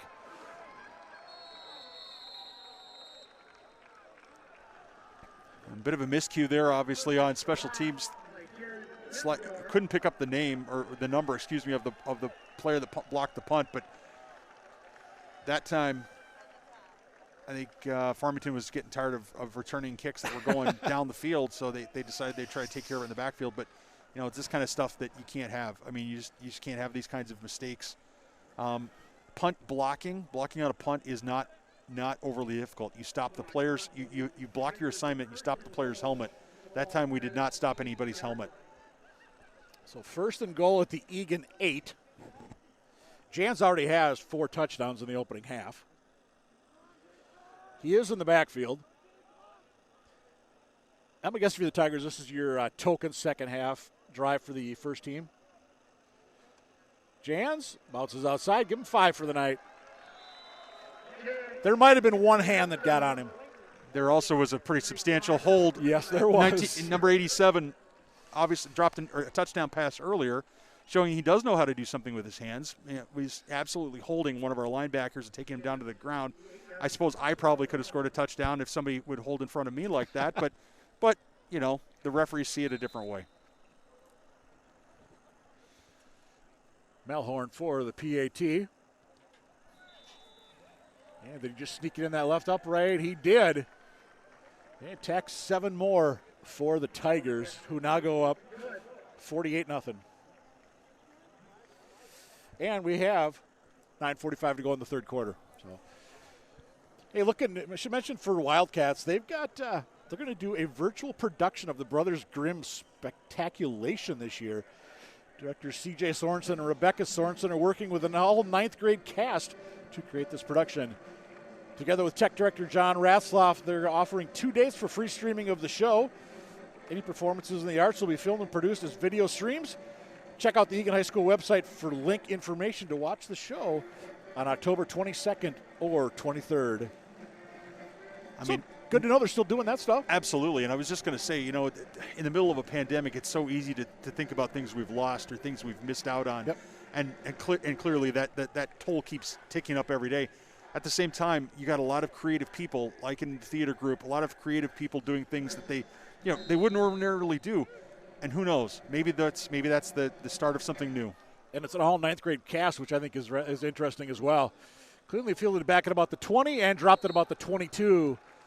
So again, minimal return for the Eagan Wildcats. That was number 28 on the return, who is Colton Sobek. He's a senior, plays D-back, also returns kicks for the Wildcats. Cats going to keep that number 1 offense out there. Well, they got to stay out. Mike, they got to stay out there until they put something together. Yep, they really do. I agree. They really have to. Now, I'm going to be watching that offensive line very, very carefully here. Let's see what they can do in terms of moving things forward, because I think Farmington's moved some second-team personnel in. Yeah, I was just looking at the Farmington defense, and I'm seeing a lot of numbers I have not seen earlier tonight. Straight ahead. Pickup of, what do we get there? About 4 that time for the Wildcats. Yeah, from our vantage point, it's sometimes hard to see. We're not in the press box, as some of you might have surmised. So it's a little more difficult for us to get the perspective. We're watching the referees, we're watching the sticks, we're watching all these things with 9:18 and ticking. It'd be nice to see, like I said, you can get a couple of first downs, move that football into Farmington territory, and then see what can happen. Yeah, you got to look at the positives at this point. That's right. Absolutely.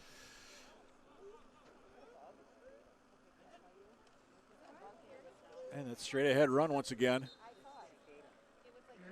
Well, if the Eagan offensive line is going to pancake people like that, yes, I was just thinking that. Then I would keep running that ball straight ahead until they take it away from us.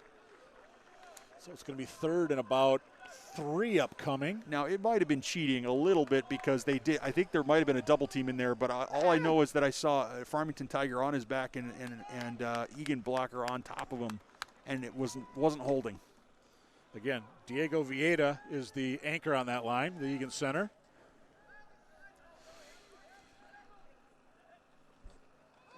Again, straight ahead. Oh, actually, Lochenmeier with the keep stretches out.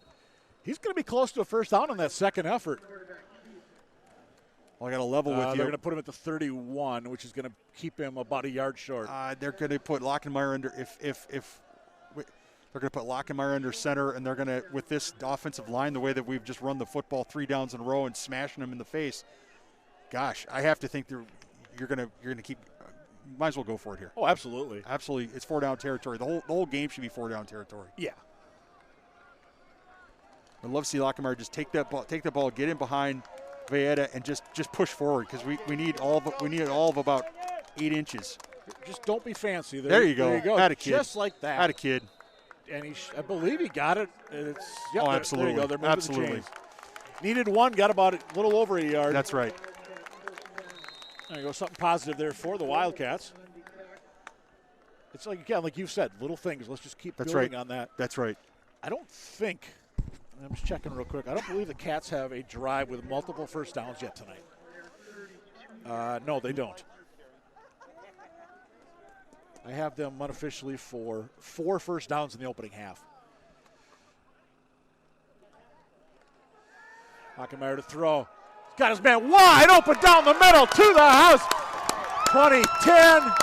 Button up, button up. Hang on to the ball. 6 points, Eagan. Robinson. 68 yards. Apologies, Mike, for stepping on your touchdown call. I was just worried that Robinson was not knowing if there was somebody behind him or not, and he was feeling that heat. An excellent job by Lochenmeier taking that ball and delivering it. Good job setting his feet, giving Robinson a ball he could handle. I mean, there's a tendency sometimes when you see somebody that wide open to put too much on it, right, and not let Robinson run into it or run under it. That time it was perfect, and Eagan gets on the board with 6. And it has to be their longest play from scrimmage in a couple of years, Mike. Yeah, I want to say there was a run some game a couple years ago. Somebody went like 70, but you're right. You got to remember, they didn't score, I think, for the first 3 games last year. Oh, look at that leg all the way through that time. Rodman, PAT. And it's now 48-7. And that's the kind of thing that this team needs. Absolutely. Mike, right? Absolutely. That's the kind of thing that the Eagan Wildcats need as this game progresses. Playing them that way, playing the Tigers tough the rest of this way. Yep. I don't care if it's against the second team guys. Exactly. I don't care who it is against. It's whoever's across from me. Just play the game and play every down like it's your last, because you never know when it could be. You know, I like the idea. They took a shot. They absolutely did. I mean, absolutely the line did. held, gave Lochenmeier time.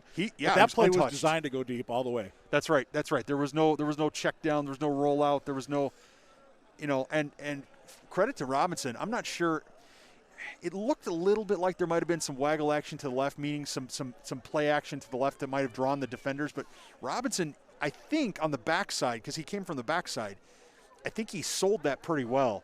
And like he was going to block or he was doing something, because he was open by 7 yards, 8 yards. At least. It was just like. My initial thought was a blown coverage. It might have been. Either way, we'll take it. Bottom line is, Cats get on the board. Again, positivity. That's right. We're going to keep saying that tonight. That's right. And, you look at a team, you never think of Eagan as a passing team. If you could get Lochenmeier like that, he's got some time. He finds Robinson. That's just going to make people think a little more than just keying on that little run up the middle. And nice return up time for the Farmington Tigers. Guess who? Goodbye, Eli Green. Remember that excitement? It just went to the home side.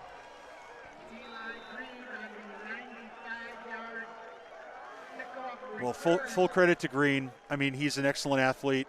Again, with the blocking that he had in front of him, I think I could have scored that. Farmington set a wedge, and they ran a wedge to the right. I'm not going to say there was holding there. There might have been a little bit, but Eagan's got to do a better job of staying in their rush lanes, and as they're coming down. But look, when you see the wedge going to one side, you got to get over there. Yeah. I mean, he's going to be tucked in behind that wedge. Some might argue, why is he even out there? I'm thinking that might be the last time he's in tonight. I would certainly hope so. I mean, I can understand why he was still out there. You know, let's face it, that's only the second kickoff tonight for Eagan. Yep. You know, it's like the one thing Farmington hasn't worked on. Whoa. That one did not squeak in. 54-7. You know, and I'm thinking, I don't think Farmington's punted tonight. No, they certainly haven't punted tonight. They've gone for it when they've had a couple of fourth downs, and they've been in Eagan territory, so there was really no point, no reason to do it. Now that being said, definitely looking at the glass half full here, Mike. Guess what happens now? Eagan gets a ball back. Yep. I mean, at this point, that's where I want to see our offense on the board, or on the field, I should say. Excuse me. Well, first off, I want to see a clean kick recovery, because if Farmington does that little 30-yard pooch kick again, that Eagan's maybe fielded cleanly half the time tonight. Yep. I'm noticing. I don't know if you're noticing this as the players go out there. I'm noticing what I think are different numbers. I was thinking that too. Around the 35-yard line. Yep. I'm wondering if maybe they've Eagan's changing that up a little bit to put some more hands out there. I see Alex Stowell. He's out here on the near side at about the 34-yard line, 35-yard line. Yeah. For example, he's a D-back. Now that being said, got to block this up, guys. Yep. I mean, the block to the whistle, lock on somebody and ride them to the sidelines. Put them in the tuba section. And I believe it's Sam Martin over on the far side at about the 32 for the Wildcats. He's a wide out. And somebody's got to fall on. Look out. There is no excuse. It's a live ball, guys. It's a live ball. I mean, I'm not sure why. I'm not sure what the thought process there was. That's a live ball. You know, I got a text from somebody at halftime that called this game brutal. I think that might be a good word. Well, that's the kind of mental. I'm sorry, but that's the kind of mental mistake that's it's unacceptable at the varsity football level. Absolutely, you can't make that kind of a mental error. So Farmington on the Eagan 22. And I'm wondering. I didn't hear a lot of yelling from the Eagan sideline. I would have liked to have heard them scream and get on that ball. Yep. Farmington has changed up. They've got a lot of new numbers out there on offense now. And straight ahead, quarterback keep. And he's inside the 10 to onto about the 7. I believe that's number Brandon Abel. 6'2", 155 in a quarterback now. Goes from the 22 down to about looks like the 8, so that's 14 more.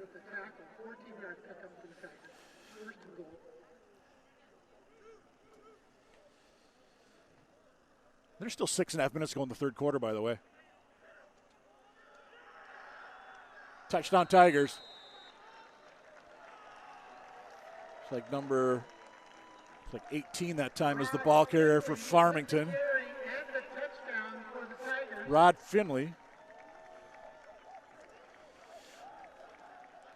One of the nice things about having crowds is that you can't always hear what's being said on the other side, and unfortunately, we're going to get a steady diet of Farmington comments coming across from the other side of the field, and the acoustics here at the stadium are not great, so that we're going to get an earful of that, and I'm hoping that doesn't become a problem later in this game. Melhorn good, by the way. 61-7. You know, and I hate to even mention this. What is the record for points given up in a game by Eagan?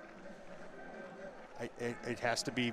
I remember a game, I want to say, with Joe Mauer, quarterback, Creighton. I think he threw 7 touchdowns in a playoff game against the Cats in about, had to be 2000. And I want to say that was like a 62-28 kind of game. No. I can't think of one that went more than that right off the top of my head. Well, Farmington's getting touchdowns. I mean, Farmington's getting touchdowns because of turnovers, because of mental errors, because of It's just, I mean, it's at the point where I hate you want to take something good out of this football game if you're an Eagan fan or Eagan player, and it's the scoreboard's not one of it. The scoreboard, just don't even look at the scoreboard anymore. It's not. There's no point in looking at the scoreboard. Watch the offensive line. Watch the defensive line. Are we tackling? And again, against whomever's out there. Eagan drive so far. First 3 were punts. Turned it over on downs. Interception, fumble. Turned it over on downs. And then they had a block punt this half. And then you failed to cover the kickoff, and you struggled there. And as we said a little bit ago, Farmington has not punted. Oh, why would you punt if you're going to get the ball on the opponent's 25-yard line, right? You know, Farmington's they've got roughly 380 yards of offense. You've got a 95-yard kickoff return. Yep. You had that one by Green that went, I think it was at 59 down to the 1. Yep. Well, now comes the question we asked a couple of years ago at Rosemont when it got out of control. Do you burn this game tape, or do you? Well, you can't. It's too early in the season. Absolutely, you got to watch it because you got to block somebody. Yep. There you go. Nice job, Lochenmeier out near the 40. 11-yard pickup for the quarterback of the Wildcats. Not sure who the other cat was at the point of attack, but when Lochenmeier pulls the ball down, he's moving like that. He's not going to pitch you the ball. Get out and block for him. First down for the Wildcats. Last time they got a first down, they scored on a long pass play. Like to see that clock just continue to run and see them get first downs. Yep, absolutely.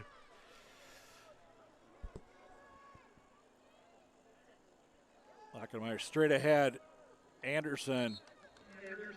Hard fought. 1, maybe 2. No, you can't burn the tape because you're still got 14 to 18-year-old young men who need to learn. Absolutely. Right? They have to watch this tape in all its glory, in all its pain, and they have to watch it and they have to learn from it. I mean, ultimately, these are what? Student athletes. Absolutely. Okay? They're young men who have to learn. And the coaching staff is going to also look at this and go, geez, did we put our players in the best position to be successful? And they'll ask themselves those questions.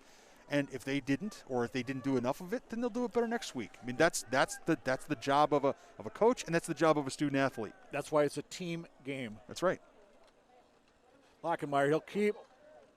Caught from behind, falls forward for a couple of yards. Now, that being said, one of the things that we can say tonight that I don't know that we could say a whole lot of last year was that the Eagan option attack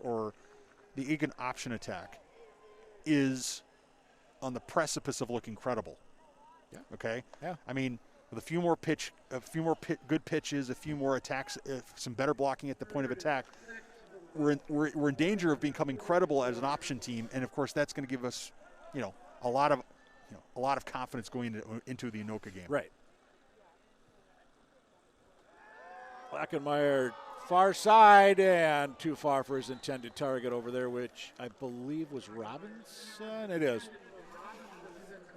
And let's face it, if they're getting beat this bad by Anoka next week, I mean, not to slide Anoka. I mean, Eagan went up there last year and got beat. I think it was 40-0. Of course, Anoka had that one kid that's a stud that went to the U. You mean that scored 3 touchdowns, made every tackle on defense, and made every play on offense, and punted the ball. But yes.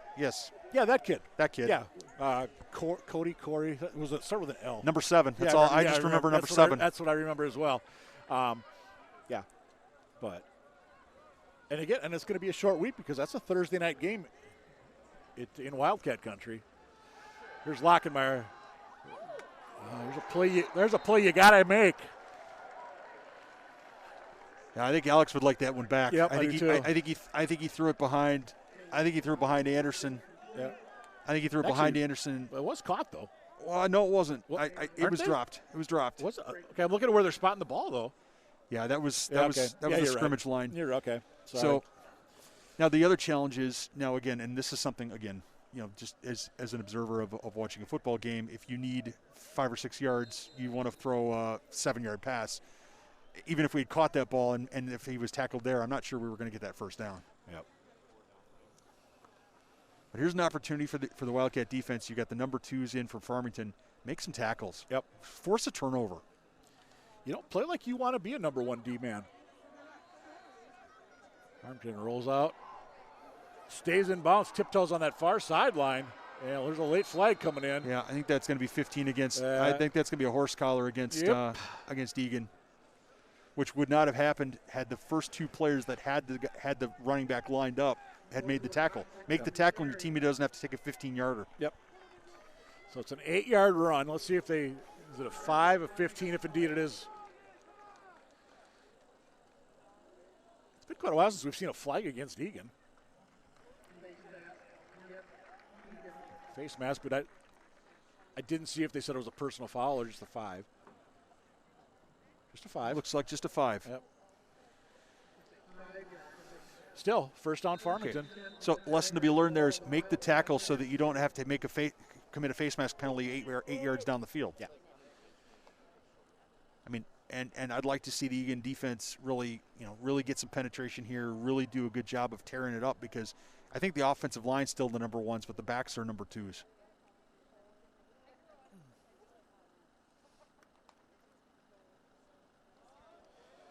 Straight ahead. Number 21 now the ball carrier for the Farmington Tigers. Logan Lukaschek.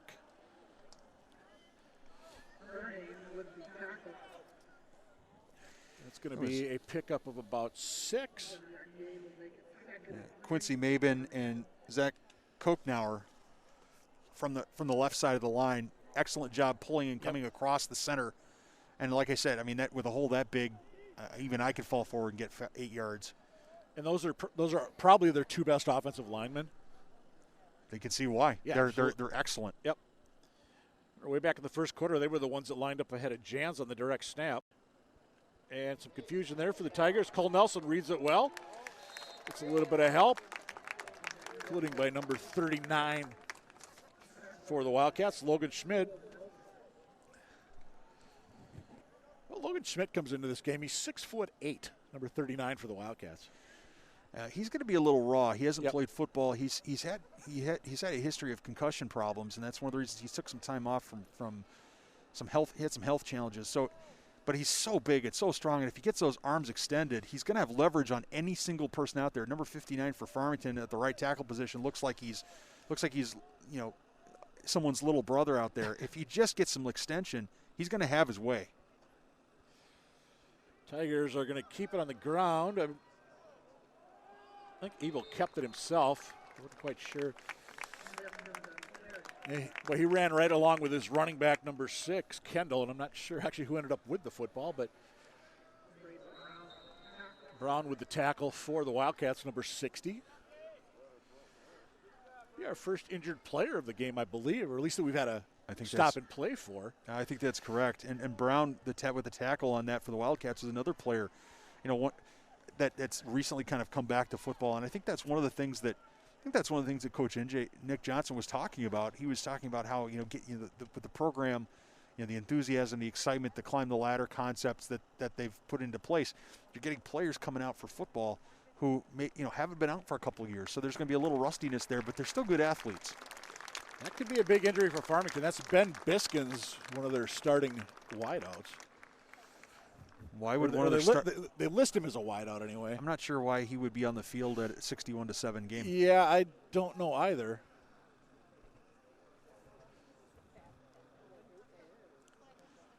I understand, as a former offensive lineman, I can understand leaving the offensive line out there because you don't want to get people just absolutely lit up in the backfield. But at the same time, those starters should be off the field at this point. Yep.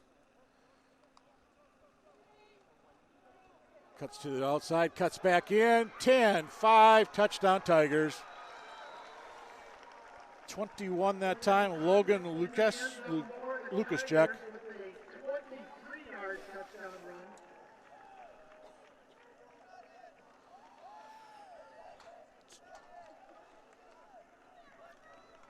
I don't know what to say. It's with the PAT, assuming this gets made. That was the 10th touchdown of the night for Farmington.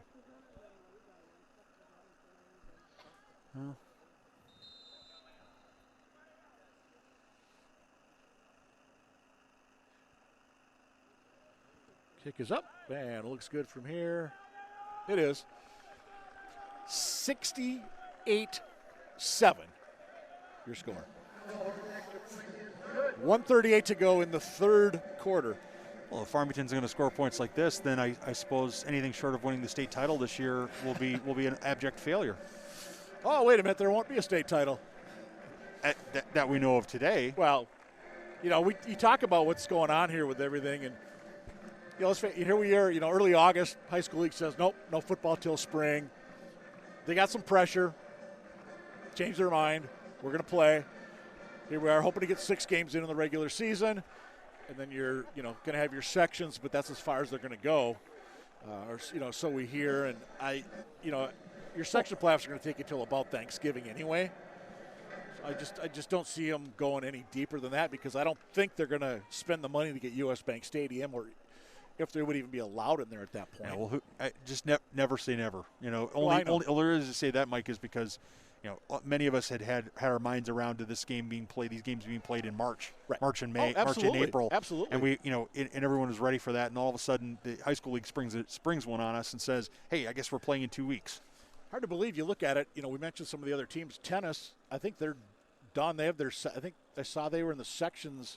They won their first round. I saw somewhere where they lost yesterday, and then I saw somewhere else where they hadn't played their second round game. So whatever that is, but they're just about done because there's no individual sections this year. Cross country, you've got your, you know, the South Suburban meet is tomorrow. Right. Soccer is going to be done potentially next week. Yep. Yep. Yeah. Even and if here you are. yep. You got football game 1 tonight. Volleyball is playing match 1 tonight. Yep. Swimming's almost done, and you know, volleyball is another sport where I know Kathy Gillen for sure, the Eagan coach. She was pretty outspoken about not being able to play in the spring because of Junior Olympics and other outside volleyball activity. But, yeah, good to see they're able to play. Football's able to play. But then you look at the winter sports and how much of that got pushed back. You know, hockey's not going to start till Thanksgiving. I think the girls are just after Thanksgiving, and normally they're starting by probably about now. By the way, update on the Eagan volleyball game. They beat Lakeville North 3-1. So congratulations to that squad. Just got an update there from Josh Sibley, part of the ETV crew here tonight. Well, it's a crack crew here tonight. I mean, we've only got the one camera angle, but we've got the best staff, obviously, anywhere in the Southern Twin Cities. Absolutely. And they said, hey, you know what? It's a gorgeous night for football. Any staff that can make you and I look like we know what we're doing is a staff that you really want on your side. Crazy thing is they still give us a headset. Here's the pitch. Colby Sorensen. That strong run to the outside. Nice effort there by Sorensen. Now that's how you run the option. Absolutely. That is absolutely, Mike, how you run the option. You put your head down and you get to that corner. The pitch could have been just a little bit more to Sorensen's left, but other than that, that's how you do it. Nice job by Sorensen picking up that first down. And again, as you indicated, other than the long touchdown play, you know, have we put together 2 first downs in a drive? The answer is no. So here's an opportunity to do that. Final minute to play in the third quarter. Voodoo goes in motion. I believe that's technically going to be a pass to Voodoo. Cuts to the outside, turns on the Jets. Down inside the 30. Nice job by the Wildcats. Lochenmeier to Voodoo.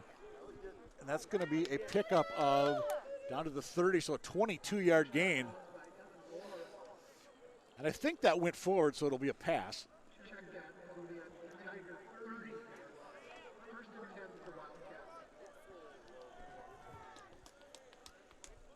Again, let's see the Cats punch something in. Just keep this drive going, or I should say keep this drive going and ultimately punch it in. Lochenmeier going the wrong way, and he's going to lose 5. Okay. Did not get much help from the guys up front on that one. No, the blocking at the point of attack just wasn't good enough. I mean, you know, Alex has got to make a quick decision. Sometimes the best decision is to fall forward at the line of scrimmage. You know, there he's trying to make something happen, and it's understandable that he's trying to do that. But go back to talking about it. It's if the offensive line stays on their blocks for an extra second, and can, you know, again, you don't have to drive block anybody. Just stay on them for that extra second. It's going to give Alex and Sorensen and all these other, you know, Lochenmeier, Sorensen, all these guys the opportunity to make something positive. And that is the final play of the third quarter. Yep, the score is right. Farmington 68, Wildcats 7. Also, something else going on in Wildcat country is the Interact Club is having their annual coat drive at EHS despite everything that's going on. So there's an even greater need for coats this year. So it's their 9th annual coat drive from October 19th to the 23rd. Drop-off locations at both entrances to the high school. They ask that you put your coats in a sealed plastic bag and place the bag in the drop box. They're looking for clean, gently used coats, both kids and adult sizes. And the coats will be donated to a closed closet in the community attached to a food shelf. Contact Mr. Wersbinski for more information. So, 19th to the 23rd, bring your new and gently used coats. Help out somebody else in the community. I suspect, Mike, what a lot of charities and a lot of organizations are seeing is that with as many challenges as people have with COVID and a pandemic and all the other challenges that we've got, it's just the basic things like making sure people have enough food to eat, have warm coats in the winter, stuff like that can sometimes be forgotten. So, good to see that there's such a commitment to that public service that really needs to be there. And we haven't even gotten to the point where you start doing, the Toys for Tots campaigns and all that kind of stuff. That's right. But that's right. Yeah, it's one of those, like you said, it's hard times for a lot of Minnesotans and quite frankly, a lot of people all across the country. And yeah, if you're fortunate enough to be able to help them out, please do so. I mean, every little bit helps. So running time here in the fourth quarter. Lochenmeier too far for Robinson. I like the idea. Oh, it was a well-designed play. There was good blocking up front. Lochenmeier starts with the pitch to his left, fakes the pitch to his left, draws the action back, and then boots out to the right. Did a nice job of getting out to the outside. I wonder if maybe, that might be one of those situations where if he has a chance to try to set his feet, he might have a little more touch on that ball. Robinson was well covered. It was going to be a heck of a play if he was able to make it. Right. So we've got third and about 15 for the Wildcats. That being said, anytime we can get Lochenmeier out by himself 5 yards away from any defender and able to make a play, that's what you want. Absolutely. He's going to go from the pocket this time. Near side, Robinson outside the 20. That's first down, Wildcats. Down to the 15-yard line. 18-yard pickup for the Wildcats. That's the third first down on this drive. Like I was saying, that time, what did the offensive line do? The offensive line gave Lochenmeier time. He steps back, 3-step drop, finds Robinson. Interesting, Robinson spins to the inside rather than, I thought he might have had more real estate to the outside, but that being said, he's trying to make a play, and I can respect that. At the 16-yard line, officially a 17-yard reception. Cats just going to try and plow straight ahead with that football. They'll get 3, maybe 4 that time. Trying to see who that was that came up off the bottom of the pile. Looks like it was number 10, Chavez, for the Wildcats. Now, Chavez is a kid, too. I expect to see quite a bit of him this year, just being able to roll out. Another very athletic player. And you would think he can kind of roll out, maybe get some swing passes, things like that. Actually, they're going to say he actually lost a yard. I thought he gained a little bit. Boudou, far side, cuts it back. It's down to about the 5. I thought if he would have cut it to the outside, he might have got a little more there, but that's why we're up here. Well, here's the other thing. I was just thinking actually it's interesting, Mike. I was thinking the opposite, where I was happy to see him be decisive in making a cut rather than being strung out, because I think a tendency of young football players is to always think they can beat somebody to the outside, and you get strung out and you actually lose an opportunity to get up the field. So I was happy to see the decisiveness. Yeah, that's definitely a fair argument. Cats looking to get their second touchdown of the night. Lochenmeier up under center. Little pass, look out. Uh-oh. Eagan very lucky that was a forward pass. Absolutely. And you can hear the Farmington fans didn't think it was. My initial thought was I agreed with them. But, Cats, very fortunate there. After watching a season of South Suburban soccer with one of my kids, I can tell you, the officials usually have the best view, and they usually get it right. Plus, at this point, quite frankly, Yep.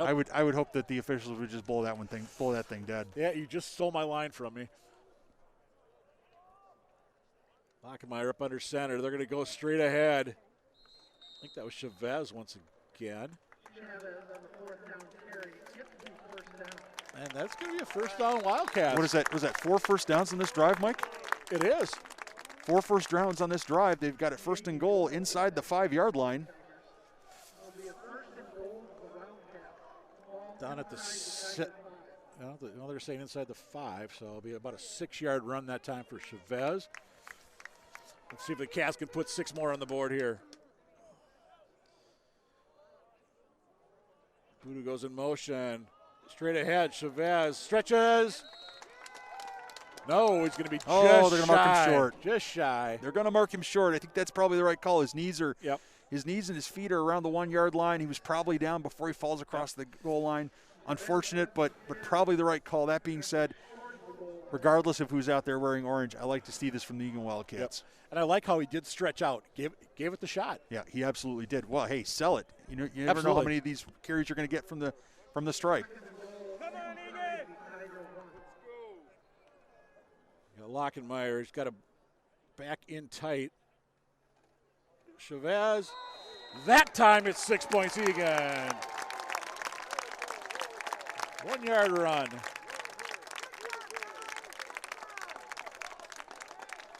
And you know what? Nice drive, Wildcats. Yep, absolutely. It's that kind of a drive that was 4 first downs, chewing up yardage. Offensive line feels like it did something well there, putting together a sustained drive. That's the kind of thing that might give you some momentum heading into Anoka. 12 plays, 63 yards.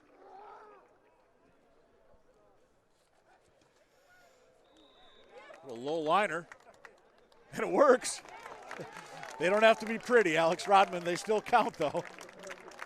Yeah, Alex Rodman signals it's good, and it is good. He's probably wondering what took the referee quite 4 seconds to figure that one out. But the reality of it is, it's just like soccer, Alex. If it goes through or it goes in, it doesn't matter how it gets there. As long as it crosses the line, as long as it breaks that plane. But the problem is, here you want to go over the crossbar. That's right. Soccer, it's under. Well, there's a target. I'll say it this way. There's a target to hit. You got to hit the target. We'll go with that. But, and it was interesting when we talked to NJ before the game. We asked about him, and he said, Rodman's one of those kids. They'd feel comfortable trying him from 40. But he also said, let's see how big his eyes are when he goes out there. Which, he's not the only kid out there tonight that had the wide eyes. Yeah, when he first hit that field. Yeah, I think that's one of the advantages and disadvantages of having all this youthful exuberance out there. You got a lot of kids, Mike, and Nick Johnson's talked about this, that are coming back to football. Yes. Or coming back to football, haven't played football in a couple of years, maybe aren't used to the Friday Night Lights. Now, to be fair, with few fans on an away game, this is actually probably a good environment. Despite the fact that we're playing an excellent Farmington team that we've given the ball to too many times, it's an excellent environment to figure out kind of the nuts and bolts of how this all works and how this all fits together, as Farmington still struggles to get 11 players on the field. Yeah, I'd say the special teams has been their one downfall tonight. It just and to that point, it's getting the number of guys out there. Now they have too many. 1, 2, 3. Are they gonna have to call? Nope. They have 11. Nope. Now they're back to 11. Yep. They just moved them off the front line. Yeah. Well, at least Green's not back deep this time. And coverage that time by the Wildcats. Farmington's going to start at about their own 34-yard line. 7:21 to go in this one. Running time.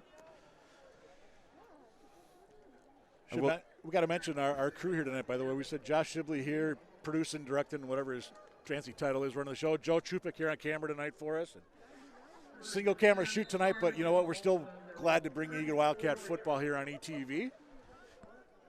Thanks to everybody sticking with us. It's been an interesting game, no question about it. But you've seen some glimmers of hope from the Eagan Wildcats that against a team with maybe a little less talent on their side of the ball might demonstrate that they're going to be competitive in some games upcoming. Flag on the play, by the way.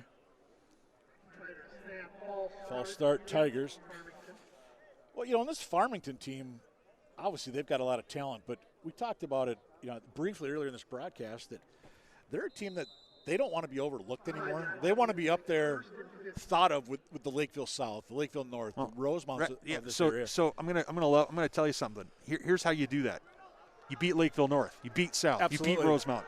Yep, absolutely. Winning a game 69-13 against Eagan isn't going to impress anybody at this point. Nope. Okay, you want to be one of the big boys? Knock off the big boys. Yep.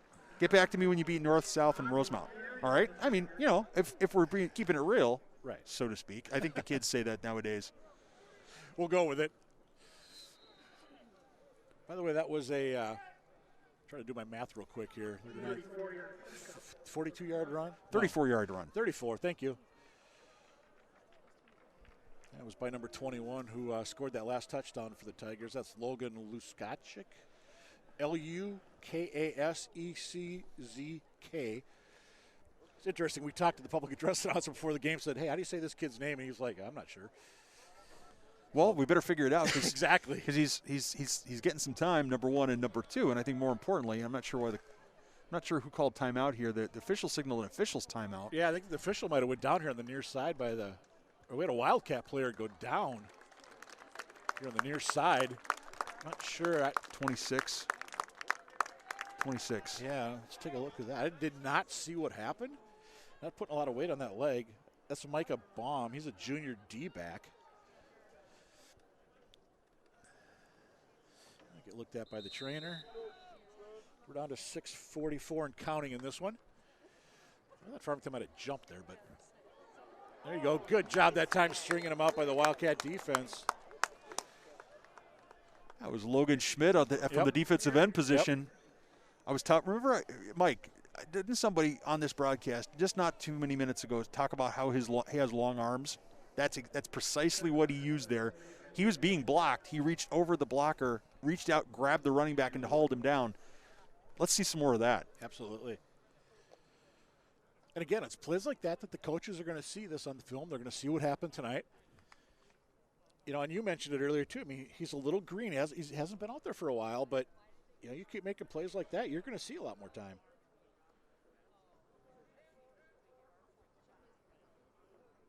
Farmington just milking the clock here on offense. And we'll rush it straight up the middle. And we've got flags because false start, Tigers. Yep. Boy, that's two this drive for Farmington on the false starts. Again, 69-13 your score. Not a misprint for those of you that are watching the broadcast. 69-13. Yeah, it should be. Yeah, it should only be. 68. Yeah, they have 69 on the scoreboard. It should be 68. Yeah, they missed 2 extra points. Yeah, they got it wrong. I think they put that last Eagan point on their side. They did. You know what? They did. So it's 68-14. 68-14. Josh Shibley got it right for ETV. Best in the business right there, folks. Statistician as well as producer. First down Tigers, the ball moves down to the 19-yard line. Well, let's see if the Cats can keep them out of the end zone. Try and get something positive here again on that. On that. I think we're seeing, Mike, if I may, I think we're seeing some rotation of personnel on the defensive side here to give those guys some field time, and I think that's hopefully going to pay some dividends in the future. And we've got another flag, false start. Tigers. Look like the receiver on the far side is the guilty party. Despite the fact that the game is well out of hand, and obviously, this isn't, no one's going to, this isn't going to, be the curtains for the free world, all right, if they take another penalty. But that being said, I think if I'm the Farmington coaching staff, I'm a little annoyed that when guys get out on the field, they're jumping off sides like crazy. I think I'm more than a little annoyed. Straight ahead. And guess who came over from his defensive end spot to make that tackle? How many guesses do I get? 1. I'm going to guess it was probably Schmidt. Yep. Evan Gore, by the way, the run that time for the Tigers.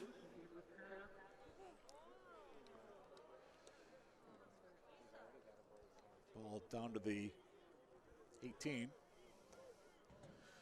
Somebody's slow to get off here for the Wildcats, and that's. And it's Schmidt. He's a little gimpy. I think you got something rolled on him.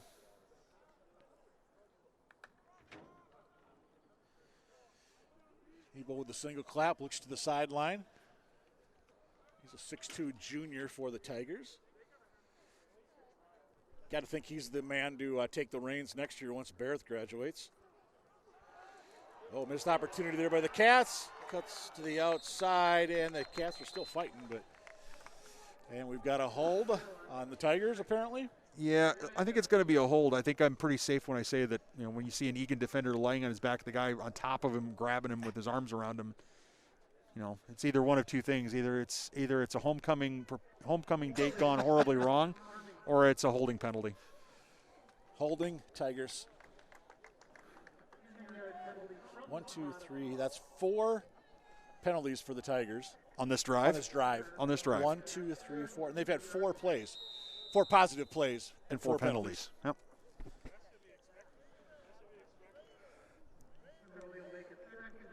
Second and 22 for those of you that are keeping score.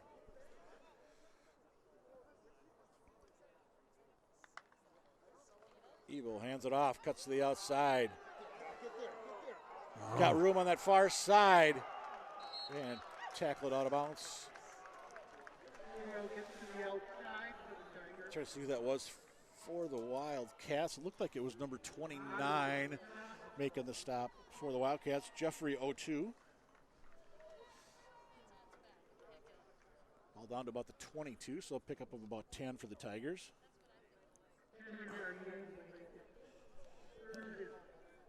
With less than 3 minutes in the game, yeah, 7-yard run. They're saying. I guess what we'd like to see here is we'd be nice to see Eagan make a stand here. Yep. Keep Farmington out of the end zone. So we said it's 68-14. Yeah, the scoreboard is definitely wrong here in Farmington. There's Cow to the outside. 10-5, cuts it back, touchdown. But there's a flag. That's 22. I stand corrected on the call. That was Gore. Or Evan Gore. Check that. 32. I had the, yeah. Right number, wrong name on my part. Apologize. Holding Tigers.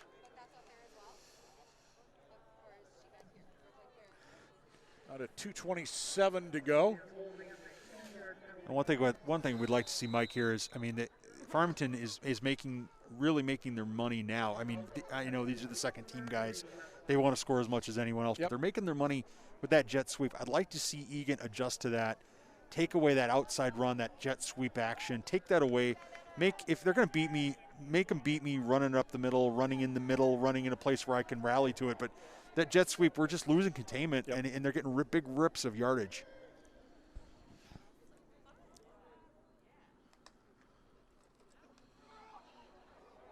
Quarterback Ebel keeps. And he gets down inside the 20, down to about the 15. Yeah, Mike, some more missed tackles there. It's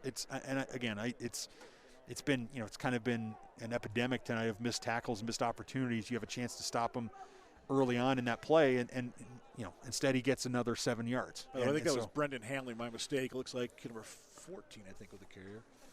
Under 90 seconds to go in this one. It's 68-14, and that's bad enough, but boy, you don't want to see somebody put 70 up there. No, you don't. Granted, it's only 2 more points, and really, you got crushed either way, but boy, just to see that number. Yep. No, absolutely. I've personally been on the wrong end of a number that got into the 80s when I was in college, and that was definitely not a good day. And we've got I believe, timeout taken. Oh, delay of game on the Tigers. Well, they continue with their streak here. They went false start, run. Oh, wait a minute, then they had a run. Run, false start, run, holding, run, delay of game. So they've had actually more penalties than plays on this drive. 1, 2, 3, 4, 5. I've got them for 5 plays, 6 penalties? 6 plays, 5 penalties. Oh, I had it the other way around. Close enough. There you go. Good job by the Wildcats.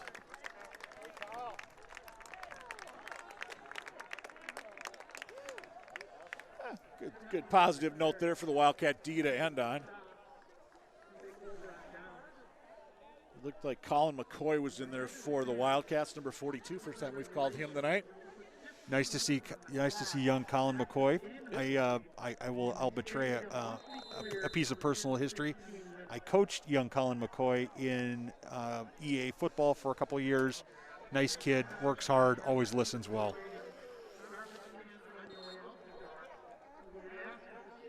And that will be Lochenmeier with a run. Should be the final play of the game as we're down to 17 seconds and counting. Well, the theme this year is climb the ladder. They've got let's just say they've got a lot of rungs they need to go up at this point. Yeah, I don't. Eagan Wildcats. Agree with you, Mike. I don't think there's too many. They didn't climb up too many rungs tonight. Although 14 points is as many points, if not more points, than they scored in any game last year at any point, if I'm not mistaken. I think. Yeah, well, they only scored 29 all year last year. That's correct. So 14 was the last game against whomever. I don't care who it is. You score the points. That's a good thing. Well, we'll see what happens next week. You've got the Anoka Tornadoes coming to Eagan High School. ETV will be there because, let's face it, not many fans will be able to. And again, we'll be live on the Comcast channels for that one. So be sure and check in on that one. So on behalf of the entire crew that's here tonight, well, the quartet of a crew that's here tonight, Joe Chupik on camera, Josh Sibley running the things. He's Nathan Cron, I'm Mike Cook, and we say thank you for being with us. We'll see you next time for Wildcat Football on ETV.